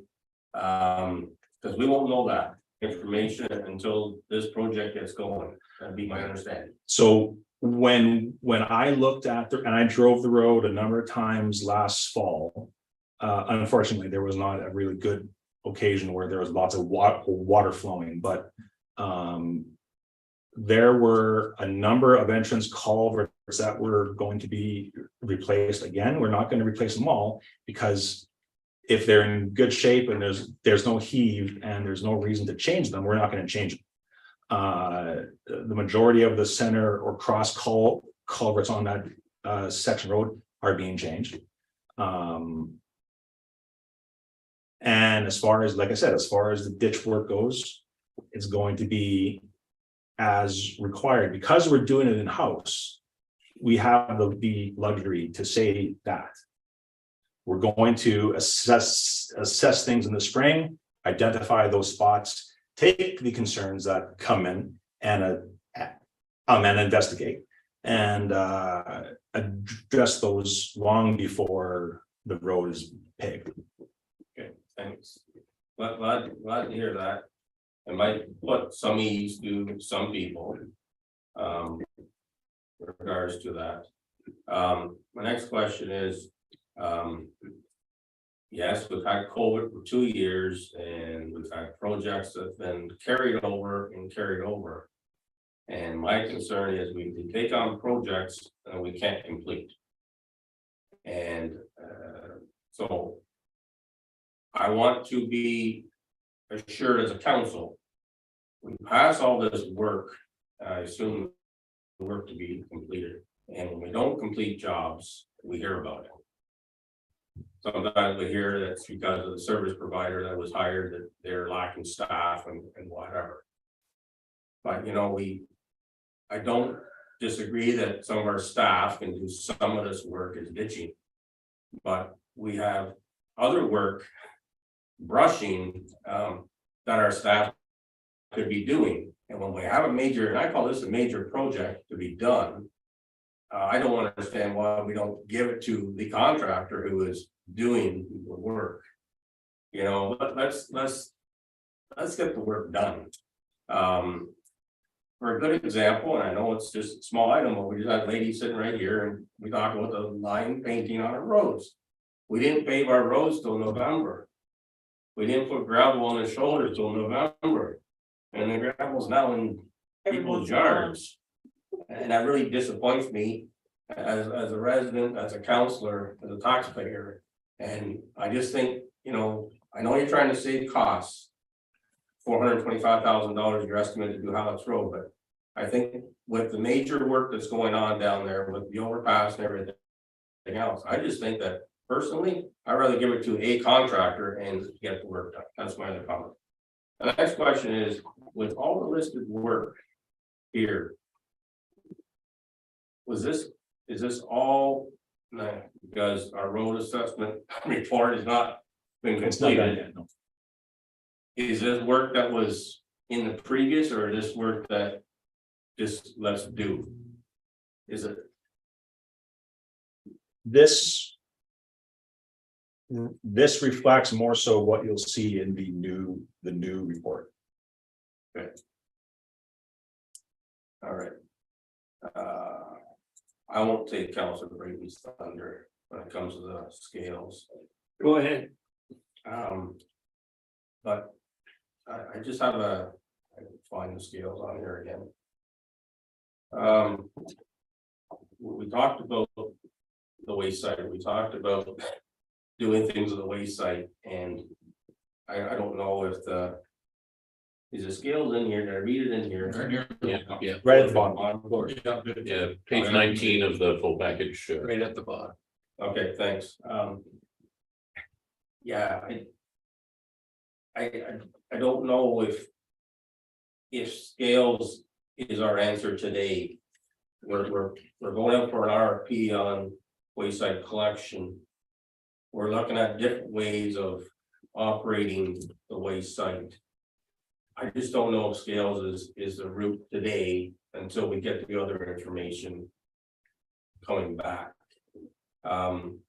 The scales are mostly for the construction waste and the shingles or The household waste. the household waste. But here we are charging for bag tags for household waste. So I don't know if that's an item we should be considering. When we're looking at paying, you're already paying for a bag tag. But now we're gonna charge for the weight. I'm a little. To me, we're taxing the people more. That's all. Go ahead. Director, go ahead. So obviously, if the scales were to be put into place, the way the waste site is run would completely change. Everything would be paid by weight. You weigh in and you weigh out. That would eliminate all the need for all the tags. There would be no need for tags except for potentially for curbside in some way, because I'm not sure how that we're not there yet. The recommendation to increase the bag tags was separate from this because, as it states, really I'm looking for the ability to create a plan in the event that we do get funding to do this project. Sorry. Don't. Sorry. Councilor Renault. Councilor Renault. Yes, so if you're weighing in and weighing out for people coming in with household garbage, you definitely need to be paying there because it's going to be a completely different, it's not going to be your bag tag. There's going to be a different charge to it if it's weighing in and weighing out, because you have no idea how much your garbage weighs. I don't know. I don't think that's really practical. I think it's kind of silly. Be weighing in household garbage. But the big loads, weighing them in and out, but is that worth $450,000 to weigh in the construction waste or the odd truckload of garbage that you get? And if we go to a contract that we do the entire township for pickup, we may decide that it's cheaper for our garbage to go elsewhere. Per tonnage to be dumped somewhere else and allow our landfill to be there indefinitely rather than having it closed, because I don't know what the lifespan is on it now, but it certainly isn't forever. So it's just my thoughts. Go ahead. Just to comment on that, the waste site as it stands at the end of last year, there was 27 years of life left on that. I wouldn't be recommending this at all if there wasn't a substantial amount of life left on that site.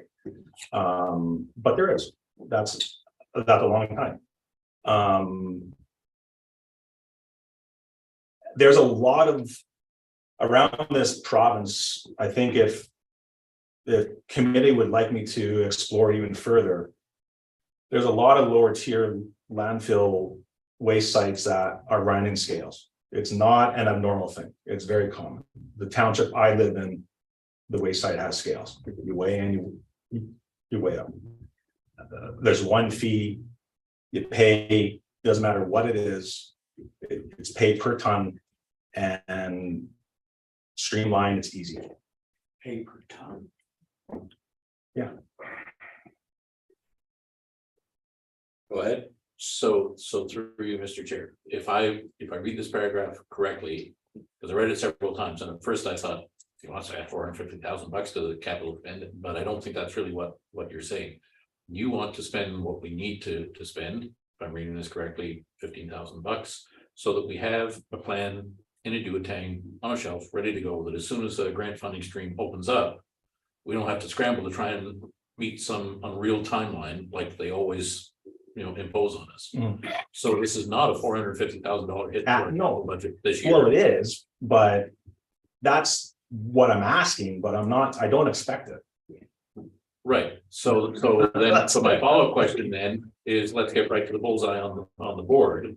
what do you think it would cost in actual dollars for us to spend this year to put that plan together, knowing full well that we're not actually gonna go out and buy scales and actually implement the plan this year.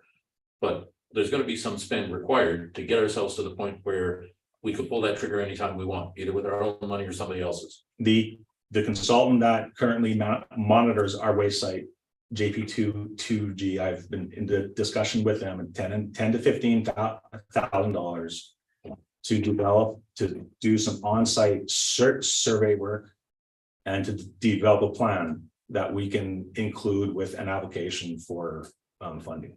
Okay, so I can see the value in terms of that old expression, you can't manage what you don't measure. And if we end up switching over to a curbside pickup system, then the whole, like, we're not gonna pull the bags out of the truck one at a time and bags and so on that way. So essentially we'll have no control, no management of the material coming into the site, other than just a truckload, like a really hand grenade sort of guess as to how much material is coming in. That's correct.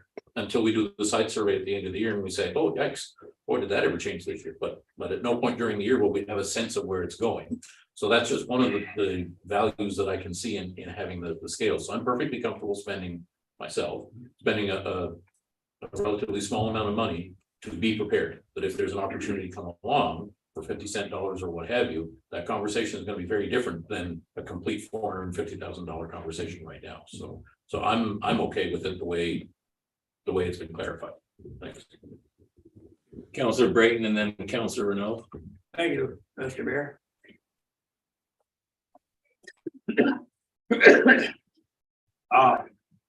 Excuse me.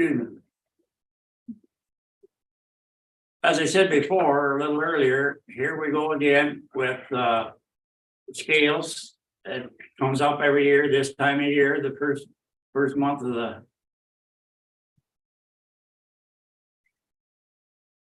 first month of the year. We don't know what we're going to do with the curbside and this and that, and it's what if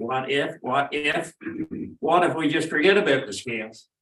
And when the time comes, you say there's only 27 years left. I think, Brent, I think you should remember maybe when you were the chair of the committee, I think it was down to 18 years at that time. And now it's up to 27, and that was 7 or 8 years ago. So they're saying that it's this, that, the other thing. Nobody's sure. If the ministry decides to shut it down, they'll shut us down next month, next year, whatever, 2 years.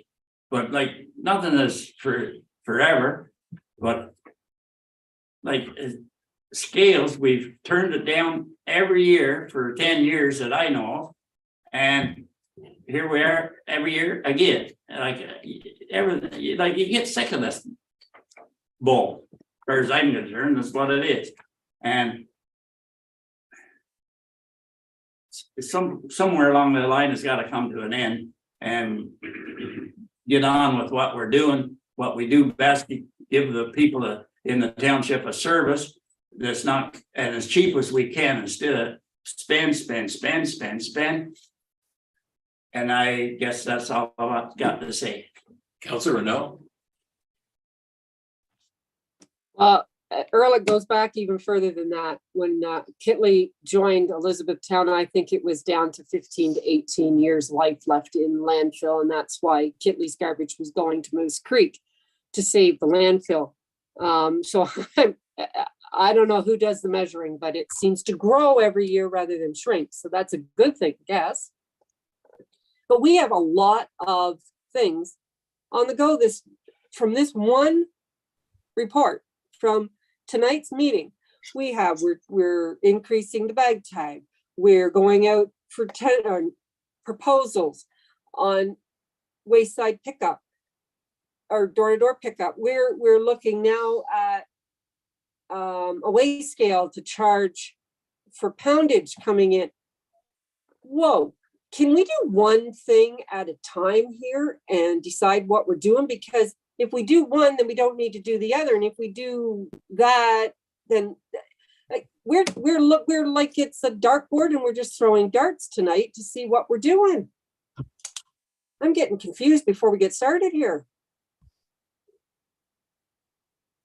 Councillor Brayton and Thank Chair Burke. thank you, Councillor Renault.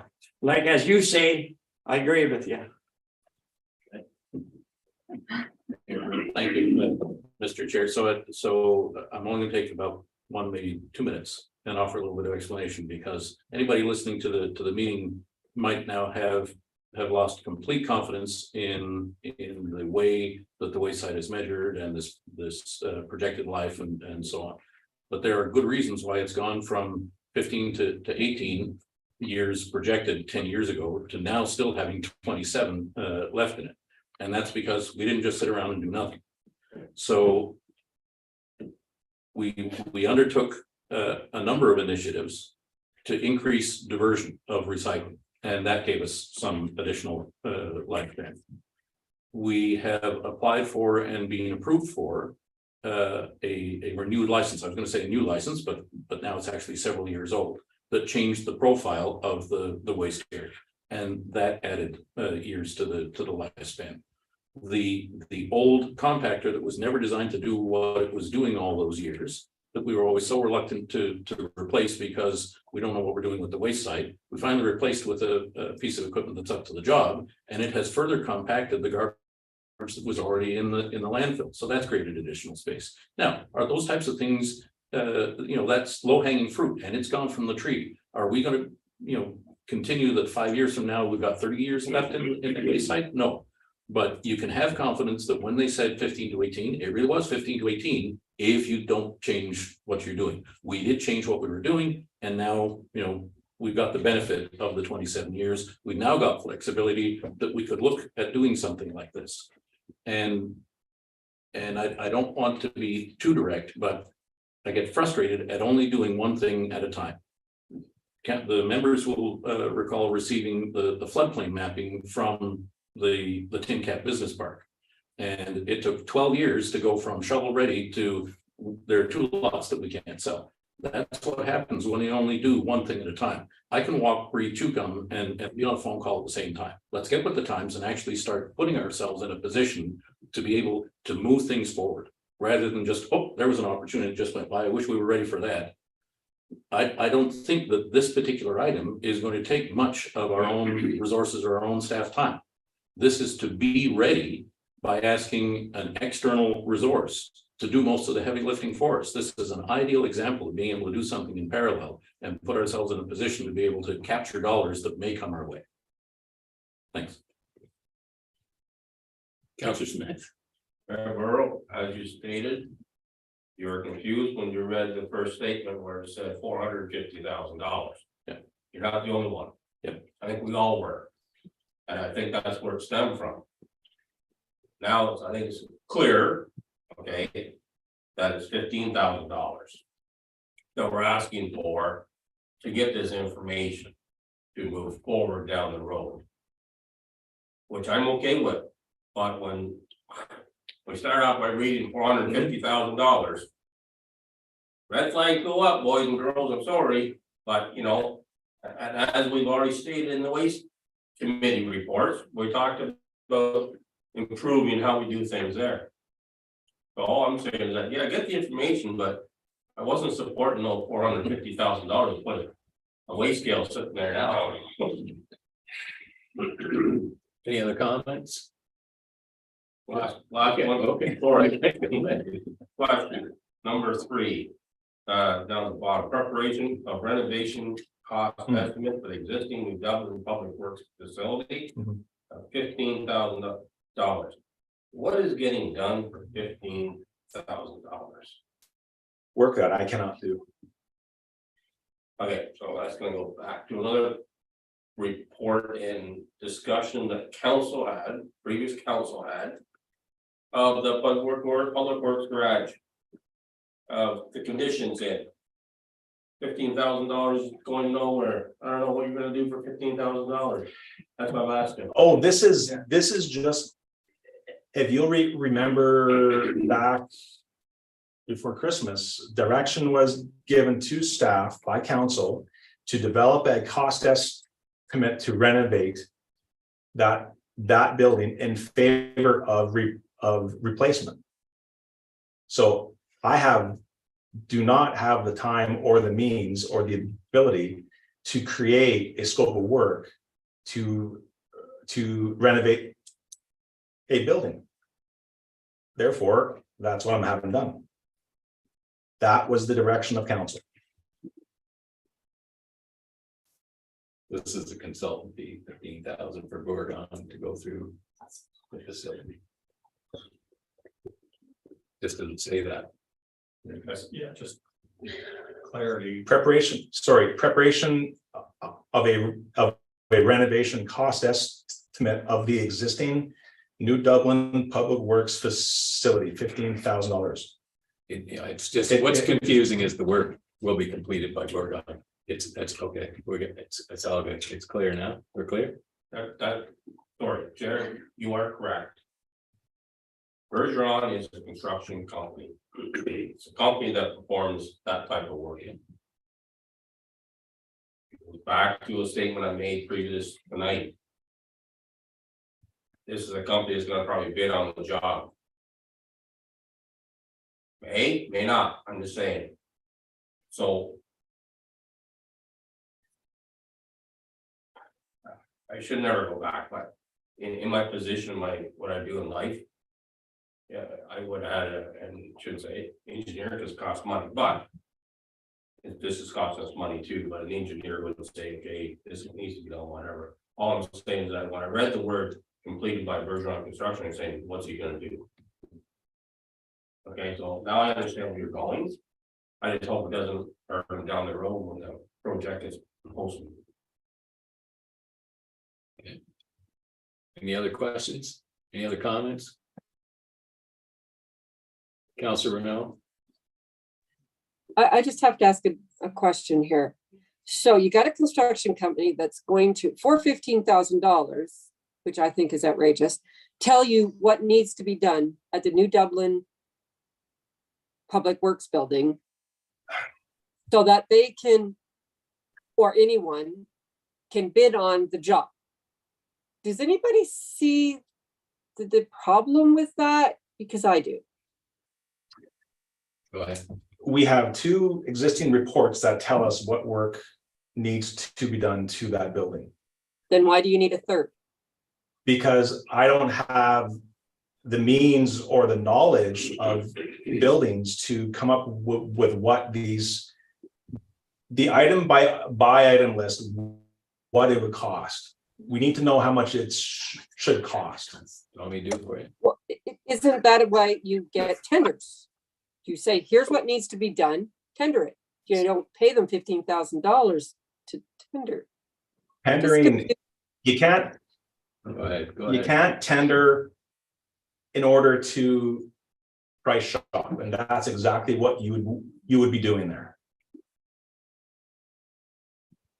That's right. Go ahead. Two different companies have to tender exact same job description. Like I said, you have to have a pre-plan. They can't tender something different. Yeah, my expertise is roads and bridges and that kind of thing. It's not buildings. And there's township. What about the,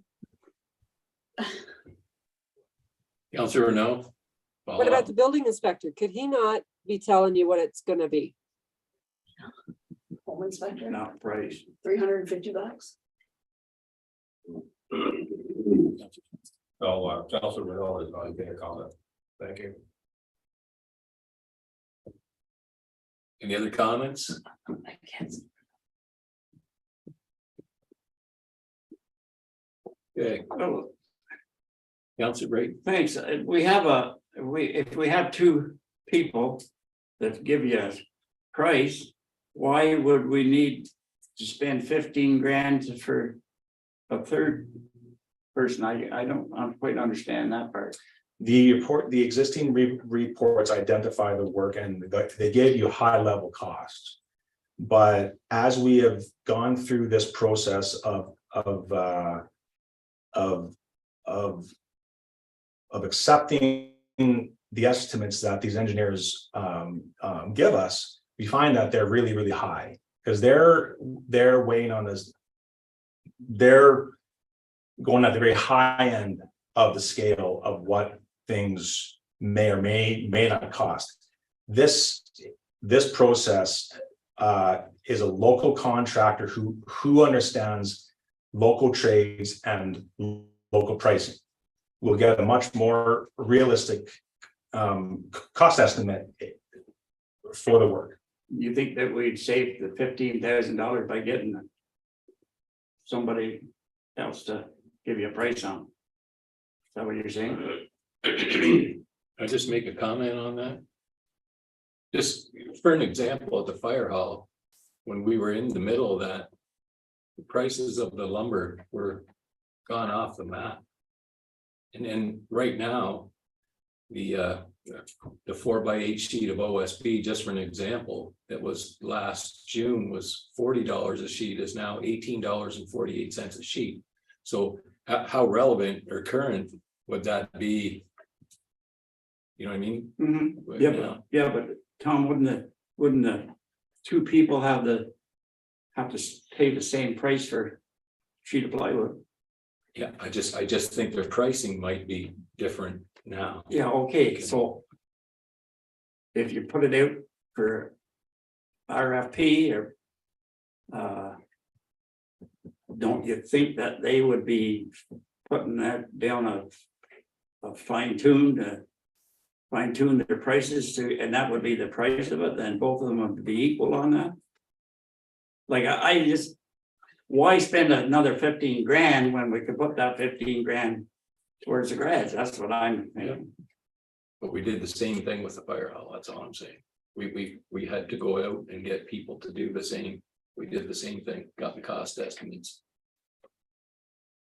I hear you. Any other comments, Mayor Burrow?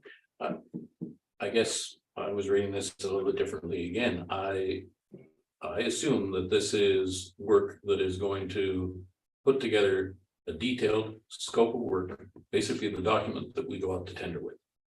And so we've got somebody on staff that knows how to do that for roads.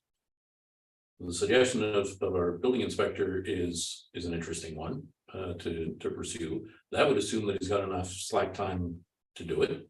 It's a good line of thinking to question.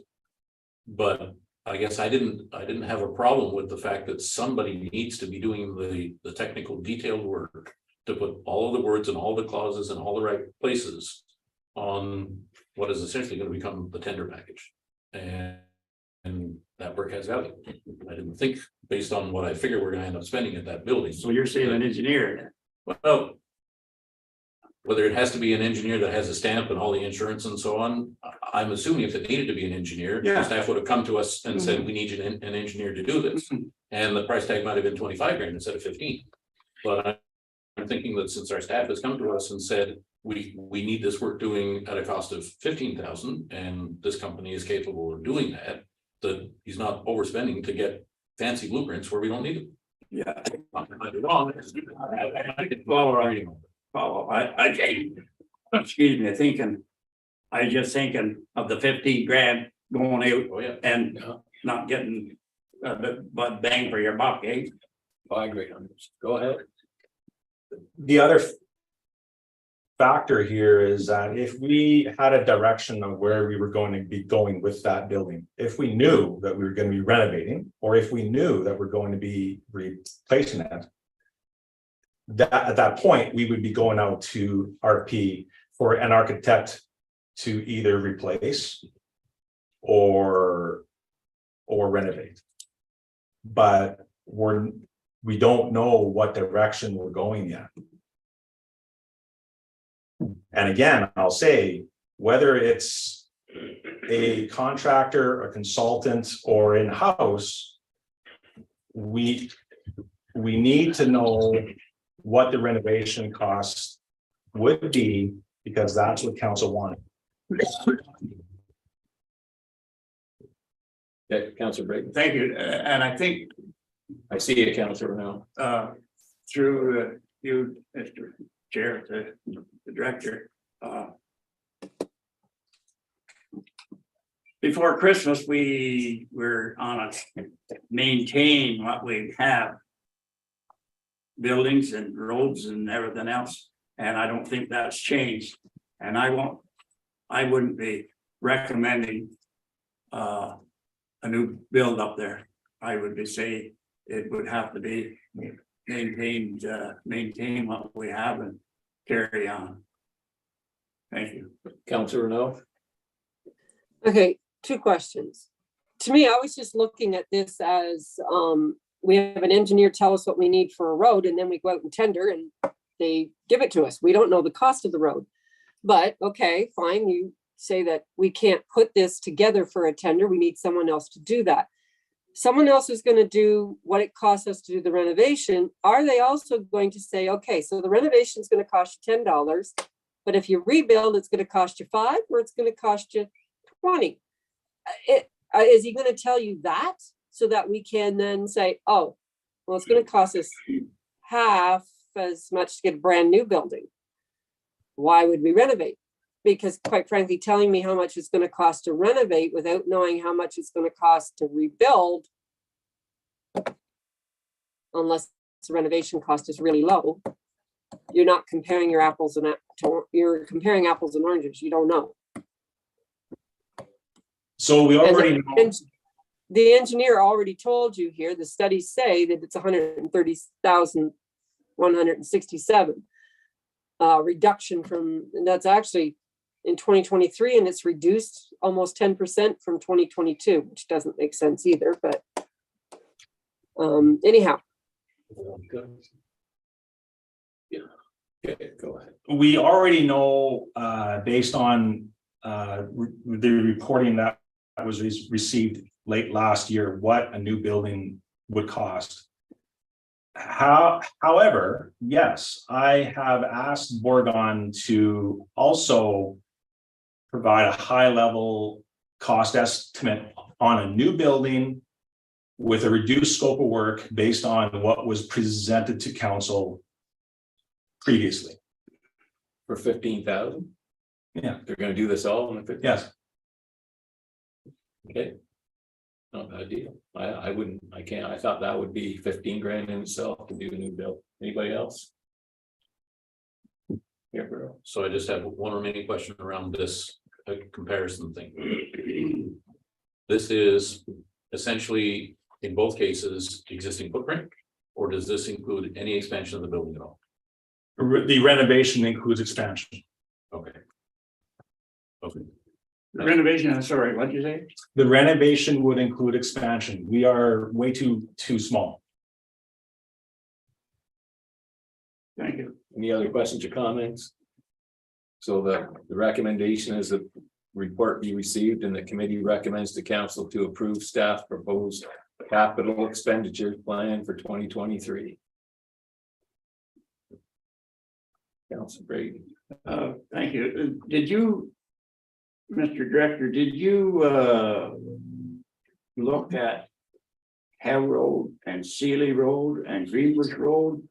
And it's just, especially them Sealy and Hell, if there's not something done before too long, you'll be grinding them up too.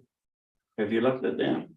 Absolutely. Howe Road and Cedar Road will be on the program for next year.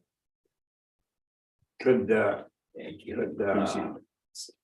Line 3 or Leacock Road, east of number 7 or County Road 7, some of them, could they be changed for this over here? Whatever council wishes. Like Graham Lake Road, like we got a lot of roads that are not. There's a in very lot of good roads shape. out there that need a lot of work. I'm just trying to get them done Yeah, I the know, best I see fit. but I just wondered if should we maybe sneak one of these other roads in there? Now, I know this is what you recommended. Now, This is what I recommended. Yeah. If there's other But- recommendations. but your still open to other roads. Absolutely. Yeah. Well, I just think that Hale Road is a bother. And Sealy's not much better, if any. Part of the reason why they did not make the program for this year was the sheer cost of those two roads. I could not make it fit into the program this year, knowing the commitments that we already have. Now we can not continue on with New Dublin Road, and we could not continue on with Airport Road I think and things like that in order or in favor of other roads. But my focus was trying to complete roads that we've already started. I agree with you. There's not a problem, but I just wondered if we couldn't. There some of these other roads, which I named, and do a section of them. You don't have to do we don't have to do the whole thing.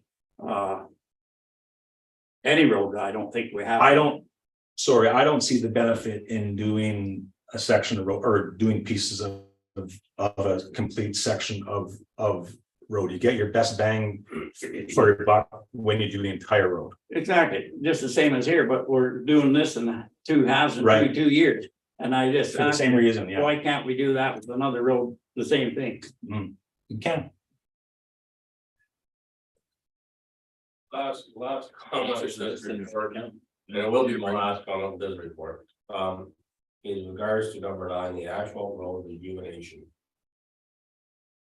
$100,000. We put this in the budget last year as well. And the complaints that we received from the material that was left on the road and washed off in the yards and everything else. I really don't know, and I asked the question what the life of that material would be and how good it's going to be for the road and everything else. You know, I don't want to say, but Calvin Brain's making some valid points. There's $100,000 that could be used on road projects. I just don't know. For the first time watching this road rejuvenation take place, I personally think it was a waste of money. I don't know where the value is by doing it. And we don't know how long it's gonna last.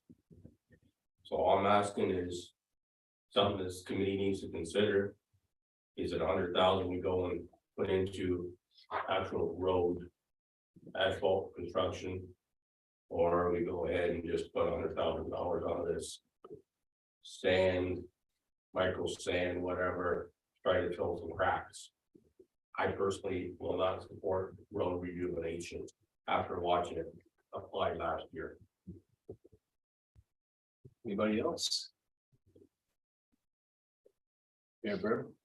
Thanks, Mr. Chair. Councillor. So I'll go in reverse order. So I'll respond to the road rejuvenation. This is one of those. This is one of those things that takes a little bit of courage. We can continue to do the same things that we've done, and I mean this in the municipal sector. So we can all go about maintaining our roads the same way we have done for decades, and we're going to get the same results. They're going to fail at the rate that they fail, and they're going to cost the dollars that they cost.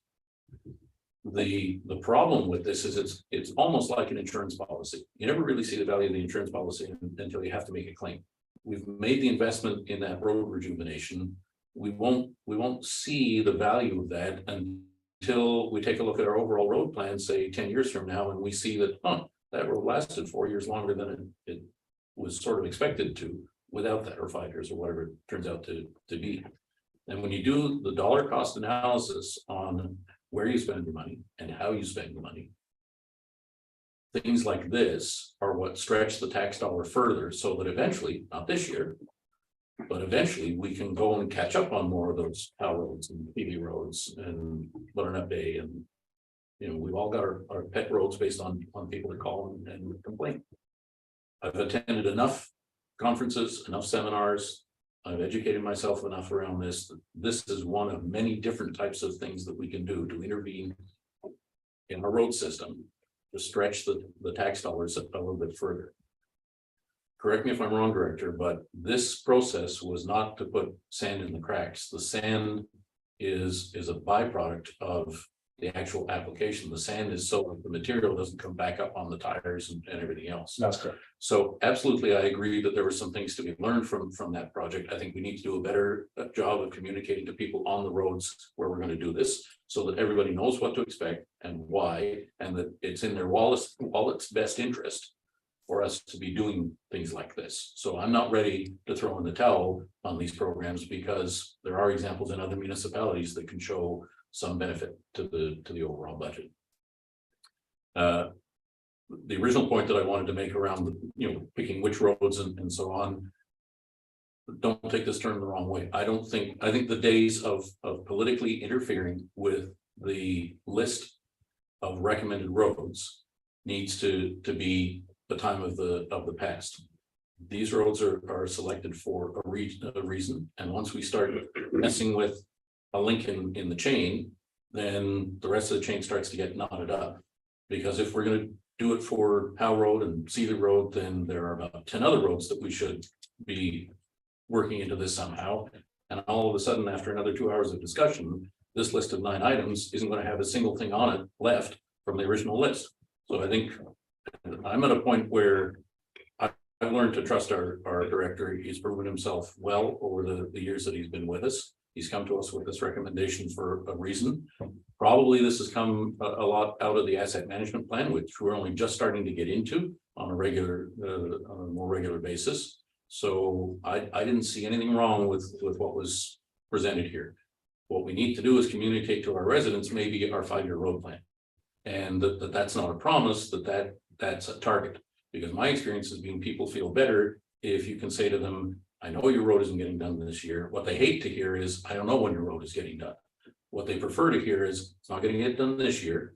In the plan, in 2 years, we expect to have equipment on your road. That might shift by a year or so, but you're not looking at 10 years out.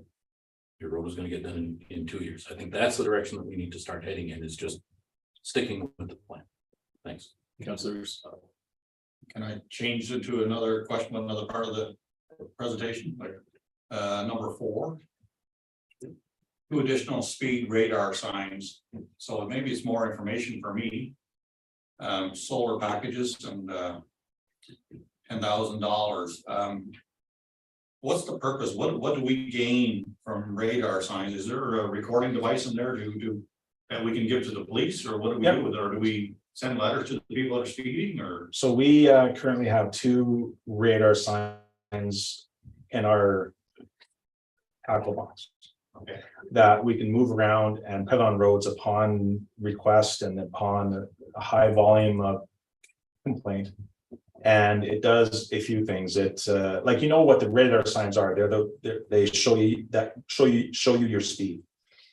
And at the same time, they can also count traffic, and it collects information that, yes, we then turn that over to the OPP, and they decide whether or not it's warranted to spend the effort on those roads. Right.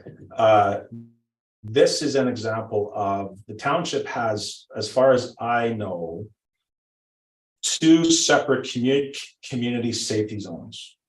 And it is quite common for safety zones to have permanently installed these signs to basically remind motorists about their speed, how fast they should be going.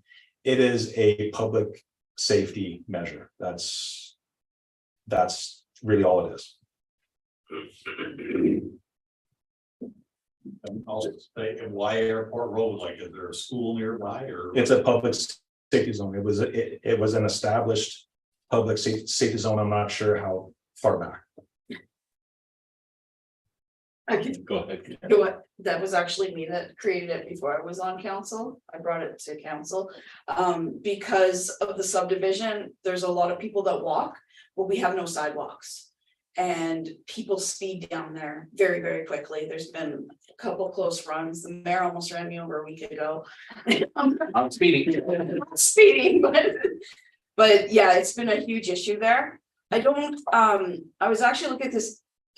It's nice to get the data and everything, but as a speed mitigation tool, would there be a more affordable version of just showing the speed versus actually getting all the information? Not really. No, okay. They're all the same. The data collection component is actually very cheap. Can I just ask one question on that speed sign?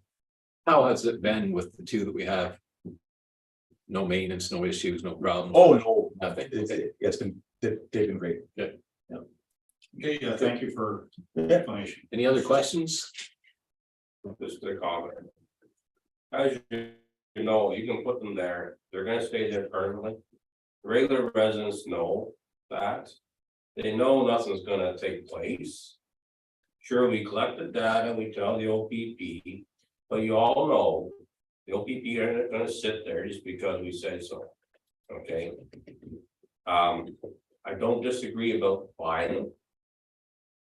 All I'm saying is that a good example is a township in front of Young, entering the municipal boundaries of Maori-town, has a permanent one. And I can tell you, local yogos, no, it's there, but do you think they abide by the speed limit? Yes. No, they don't. But you People don't abide by the speed limit sign you have presently today. What I would suggest, nothing against Airport Road, or Village of Lynn, or Toledo, or Frankfort, or Jasper.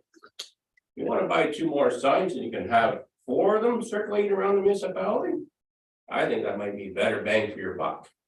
All I'm saying is that when it's there, it sits there permanently, you get used to it and it's just. It's like speed signs you're driving on. But that's fine, you don't put them there permanently, I'm just saying, as is my view. I think it's bang for the buck, it was for the municipality. Any other comments? Oh, do you want- Yeah, go ahead. Are we posting those at all during the winter time? It's hard, 'cause I know with the snowbanks. and It's such. difficult to install them and we can, but it's not preferred. Okay, the only reason why I mention it, and the police have been sitting there, but in Lynn, in front of the school. There was a car accident there, just before Christmas. But again, I witnessed another near miss, like there's a lot of near misses there. People just come screaming up the hill And and that's a county, kids crossing the road and. that's a county road, yeah. Yeah, okay, Lynn? yeah. Yes. People live in Lynn, eh? Okay, so back to this, the the recommendation is that the report gets received and that committee recommends to council to approve staff proposed capital expenditures plans for 2023. So that should say budget deliberations or. Are we moving forward with this? or- Yes, Yeah, it's okay the way it is. It gives council the second kick, which is fine. Everybody's good with that? Yes. Yes, have your direction there. Okay, we'll move on to 10.2, report 2302. 2023 operating budget, significant changes. Can I get a motion to receive this report? Sure. Mayor Burrow, seconded by Councilor Eden. Okay, so the recommendation is that report PW 2302 be received and that the committee recommends to council to accept these significant changes to the Public Works and Waste Management operating budget for 2023. Any questions or comments? Councilor Brayden. Thank you, Mr. Mayor, or Mr. Chair. That's spice. Yeah, you get a beard, I can't see it from here anyway. Mr. Mayor, have we figured out a percentage what we're going to charge on our budget? Or what we were gonna Yeah, go towards? yeah, council's target was, I believe, 5%, if I recall correctly. I think it was about 5%. Yeah. So is this gonna this operating budget, is it within the bounds of, This is just the significant changes. This is not the overall. oh, okay. So you're gonna have to It's not sharpen your wrong. pencil, same as everybody else. Of course. Okay. Thanks. Okay, anyone else? Counselor Smith? I raised it last year, I'll raise it again today. That's with dust control, calcium. An increased unit price for the material as well as fuel surcharges. If that's the case, why are we not going back out to tender? Last year, you accepted fuel charge increase. We as a council don't have to. No. Make that very clear. And you're asking for 18.5% increase. So should we be looking elsewhere? Well, for another tender, how long was this tender with this company? This year is the final year. And why is the increase just? Mainly due to the expected cost of fuel. Like you say, accommodate the increase of unit price of this material. Yes, The unit price of the material, in my opinion, you already covered in your tender contract. no, there's the ability to increase the unit rates based on CIP or CPI. Counselor Brady? Thank you, Mr. Mayor, or Chair. I think it doesn't matter where you go or what you gotta get with the trucking industry today.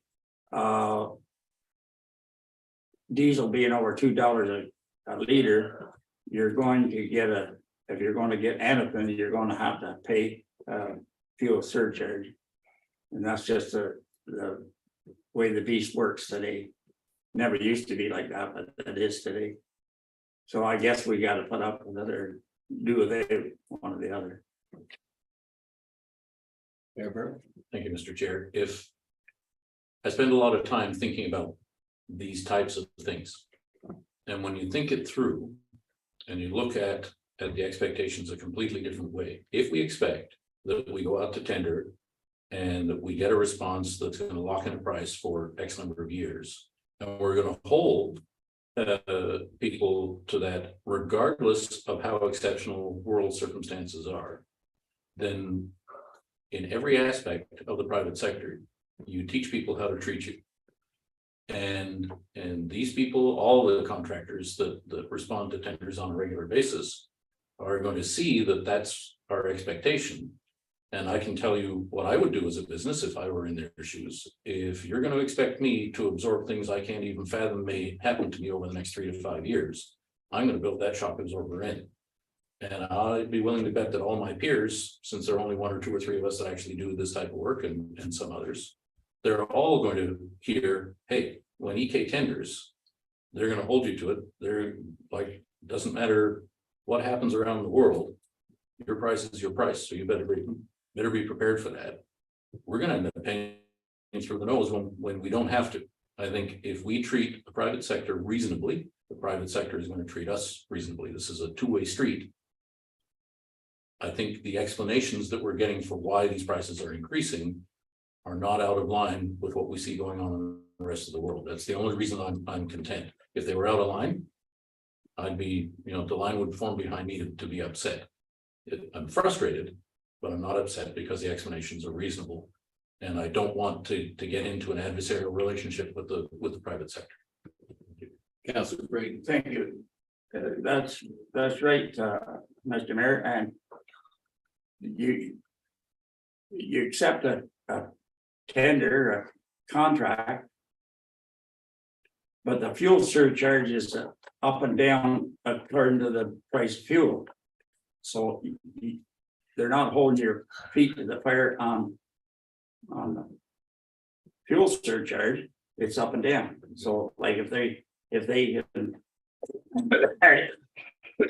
I don't know, there's I don't know what there is a guideline. When it goes up and down below that, that's where the gas fuel charge comes on. So, and every company that has more than one vehicle charge a surcharge. That's just the way things are today. Thank you. My opinion would be the same. It would, yeah, I would be okay with it, same as Counselor Smith said, is if it goes down, does the surcharge go down? Well, it does. I don't, I'm just saying, though, in our request for proposals and stuff like that, and Mayor Burrow said the same too, is the two-way street. Yep. If it drops back to $1.50, are they rolling it back? The surcharge, not the tender. No, the surcharge. Okay, So, so just that's what I'm Them saying. glasses are worth $1. Okay. So that dollar is not gonna change, but the surcharge on that glass would. Any other questions or comments? So are we recommending we accept these? Yeah, they're all coming back for their ticket. That's right, yeah, so we're all good? Wait. Everybody's okay with that? Yeah, okay, so we're gonna move on to 10.3, report 2304, 2022 year-end project update. Can I get a mover and seconder to receive the report? Counselor Smith? Counselor Oosterhoff? Any questions or comments on this report? It's just to receive. Any questions or comments? Seeing none, all in favor? Carried, thank you. Report 10.4, 2307, fleet maintenance cost analysis.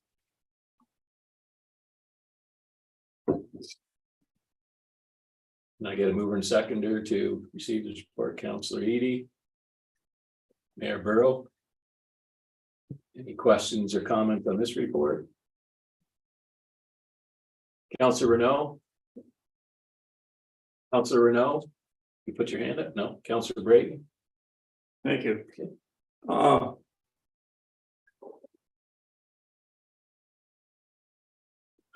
We don't have a mechanic now, and a year ago, right now, I think that we outsourced the maintenance for the garage. I asked for after a year, I want to know whether I was half right or half wrong or what it was doing. And in here it says internal and external, so internal was what you spent at the garage here. External would be what you outsourced. So the external costs were, the hired mechanics. The internal was our own staff. Okay, so there's no repairs on that figure. Very minor, like, as it says, replacing light bulbs, doing the odd service. Day to day. Even that I'm trying to get them away from it, greasing, and like I said, whenever we have an issue with the sanding equipment, we tend to do that work ourselves. Okay.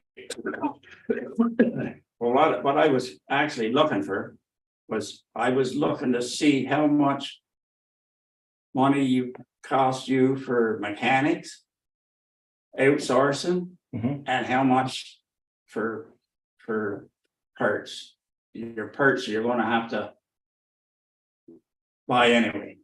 Yeah, I didn't report on the parts because it's redundant. Yeah. So you're saying that you only spent how much? Outsourcing? This past year, $51,830. No, that was all your outsourcing, like to Anderson and that? Yes. Okay, Anyone else? Any questions or comments? No one else? Just a comment. Yeah. I'm glad to hear our director say that he's trying to get the guys not to be doing some of this work. I don't think they're hired to be mechanics or hired to be truck drivers and snowplow operators and everything else. There are checks to be done on vehicles, heavy equipment vehicles. And I'm not sure who's doing those. But we know there's been some damages. I don't want to get into that. But I just don't think we hired these operators to be mechanics. And if we're gonna have someone internally do it, well, hire a mechanic. What you're showing us here tonight is that you're saying you spent $51,830 externally, and you spent another $27,696. But on an average, we spend $75,000 a year. So I look at this and I say to myself, well, does that add up? Add up to a mechanic. That's how I look at it. So we carry on doing this, our vehicles get trucked somewhere else. If you took those two figures and add them together, that's what we pay a year basically to a mechanic, and work is done in the shop. Just food for thought, I'm just throwing it out there. Counselor Brayton? thank you.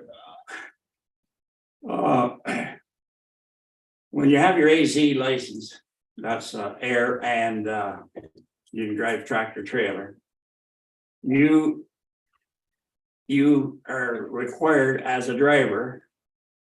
And AZ or AD, is it? DZ, yeah. DZ, yeah. DZ, yeah, DZ. You are required, the driver is required to check the brakes. He cannot set the brakes up. That's not his job. That's a mechanic's job.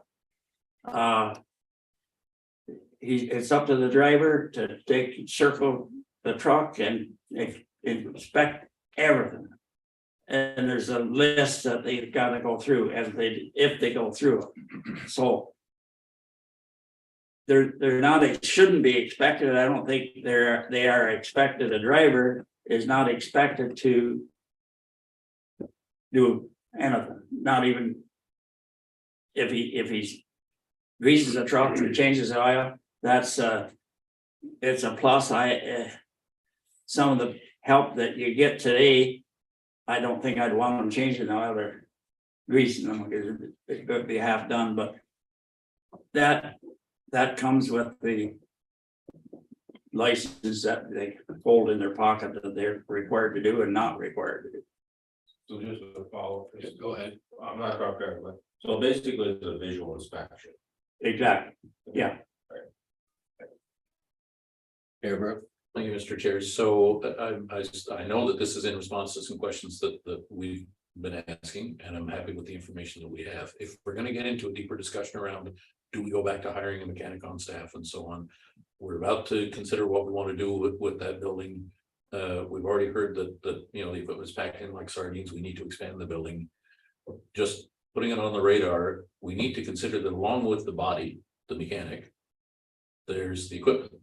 Do we need to maintain a hoist? Are there other expenses that are going to come our way by stopping our operating plan that includes external resources? Just when we have the discussion needs to have the full lens when we're looking at it. That's right. Because that's the only way we can make a good decision. You're right. The 75 and 75 are pretty close, but I have a feeling in the back of my mind there's a whole bunch of additional other costs on both, maybe on both sides, that when we get to that point, if we're going to have that discussion, the numbers might not be so close. Yeah, you're right, Mayor Burrow. We should have the nuts and bolts all together. Literally, there's a lot of it. I just. Yeah. Yeah, go ahead. Questions just for the director. Best case scenario, would you like a mechanic on staff? Like, you find it beneficial to have one? Absolutely. So then I think we should be giving direction to get more information on how we're gonna do that, or to go and do it, I think we're gonna receive this, so that would be because that's all we're just receiving right now. Councilor Renault. No, Christina kind of sort of answered it, but I did miss what, or asked it. I did miss what Rob was asking because it went wonky, my internet went wonky. Did you ask about a mobile unit coming to the garage No. to fix the equipment, or do No, we do that now? no. Because that's how I get my tractors fixed, is a mobile unit comes to the farm and does the repairs. No, I was just comparing like the external and internal costs basically equal what we paid previously to a mechanic. Okay, So the beneficial to hire a mechanic, our equipment's in our garage being fixed in our garage. Instead of being outsourced and the equipment being off, shipped somewhere else and you're still waiting for it to come back. Or someone could be working on it, that's all I'm asking. oh, okay, and that's why I use a mobile unit to come to the farm and I don't have to truck my stuff or have it trucked to get repaired. Do we use a mobile unit, Charles, at all, or? It's How do you do it? a combination, yes. Okay, Councilor Brayton. Thank you, Mr. Chair. It's fine to sit here and say, well, we're gonna hire a mechanic. But if you don't get the right mechanic, you might as well have nothing. So like, how do you get the right mechanic? Let's you try him, and if he don't work out, you let him go and get another one. That's the only way you Go ahead. can get that done. Go ahead. So just to comment on that, when we originally lost our mechanic, I did try and hire, and the biggest hurdle at that time was what we were paying, what we were able and offering to pay. And the feedback from the applicants that we got and we interviewed was consistent. Since we did the salary review last year, that rate of pay did raise. We might be in a better position now for hiring based on that. Any other questions or comments? Okay. All in favor of receiving the report? It's carried, thank you. Correspondence, we already did. Financial to date, 12.1. The road statement. I get mover and seconder to receive that, Councilor Smith. I get a seconder, Amber, okay, Councilor Renault. Any questions? I was or- just seconding it, but you never Okay. saw it. Any questions or comments on the road statement? Seeing none, all in favor? It's carried, thank you. Any informational items? Councilor Brayton. I'm looking for some. From our director.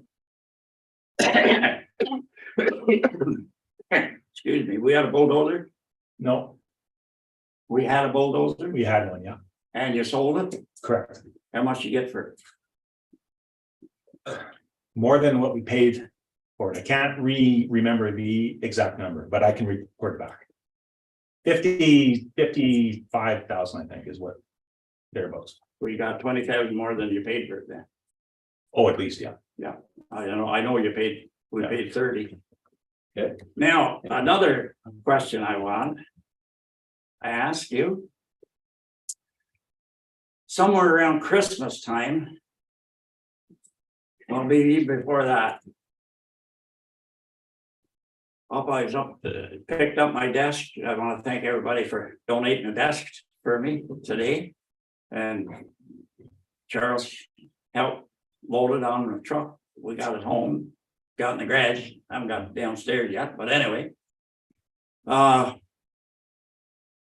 was a new truck, new snowplow truck Freightliner. Looked pretty shiny. It was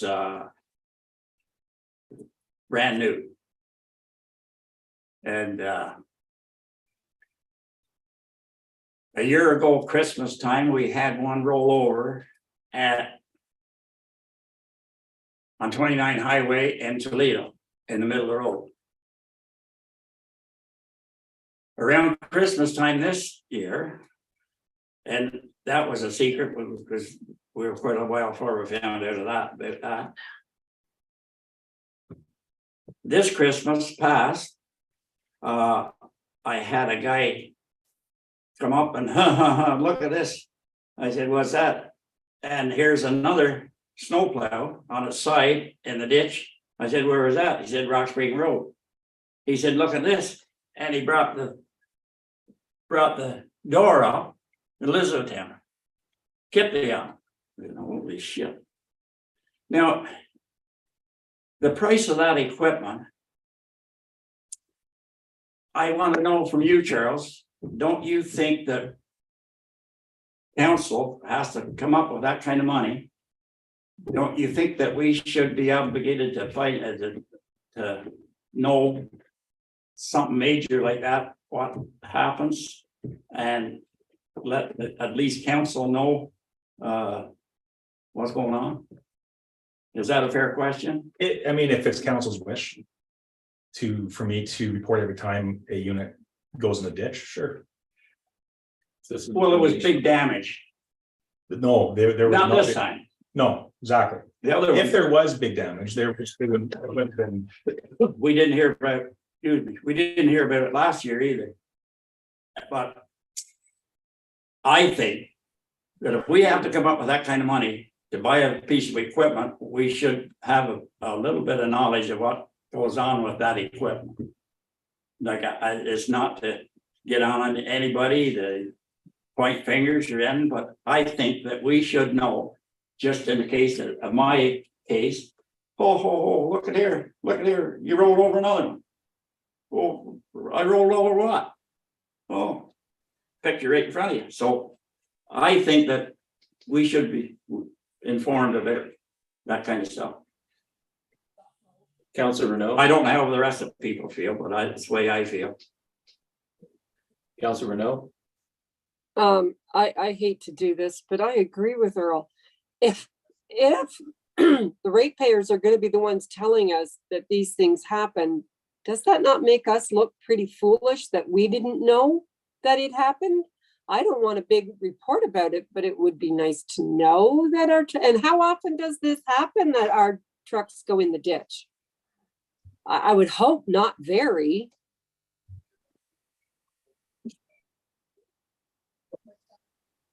Maybe it happens more than it should. So I appreciate that it can be embarrassing when you're caught off guard. You get a phone call, an email, whatever it is, and somebody knows more than you do. You know what? We signed up for this job. We knew the rules. We're supposed to stay out of the weeds, right? That's an operational thing. Because where do we draw the line? All right. So what if a pickup truck goes in the ditch? Do we need to know about that? What if one of our contractors rolls over, right, with his tractor mowing the ditches or whatever? Do we need to know about that? Where is the line supposed to be drawn?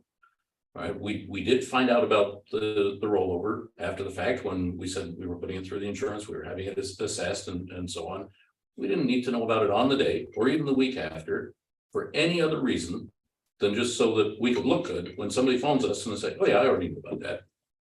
It's the only reason.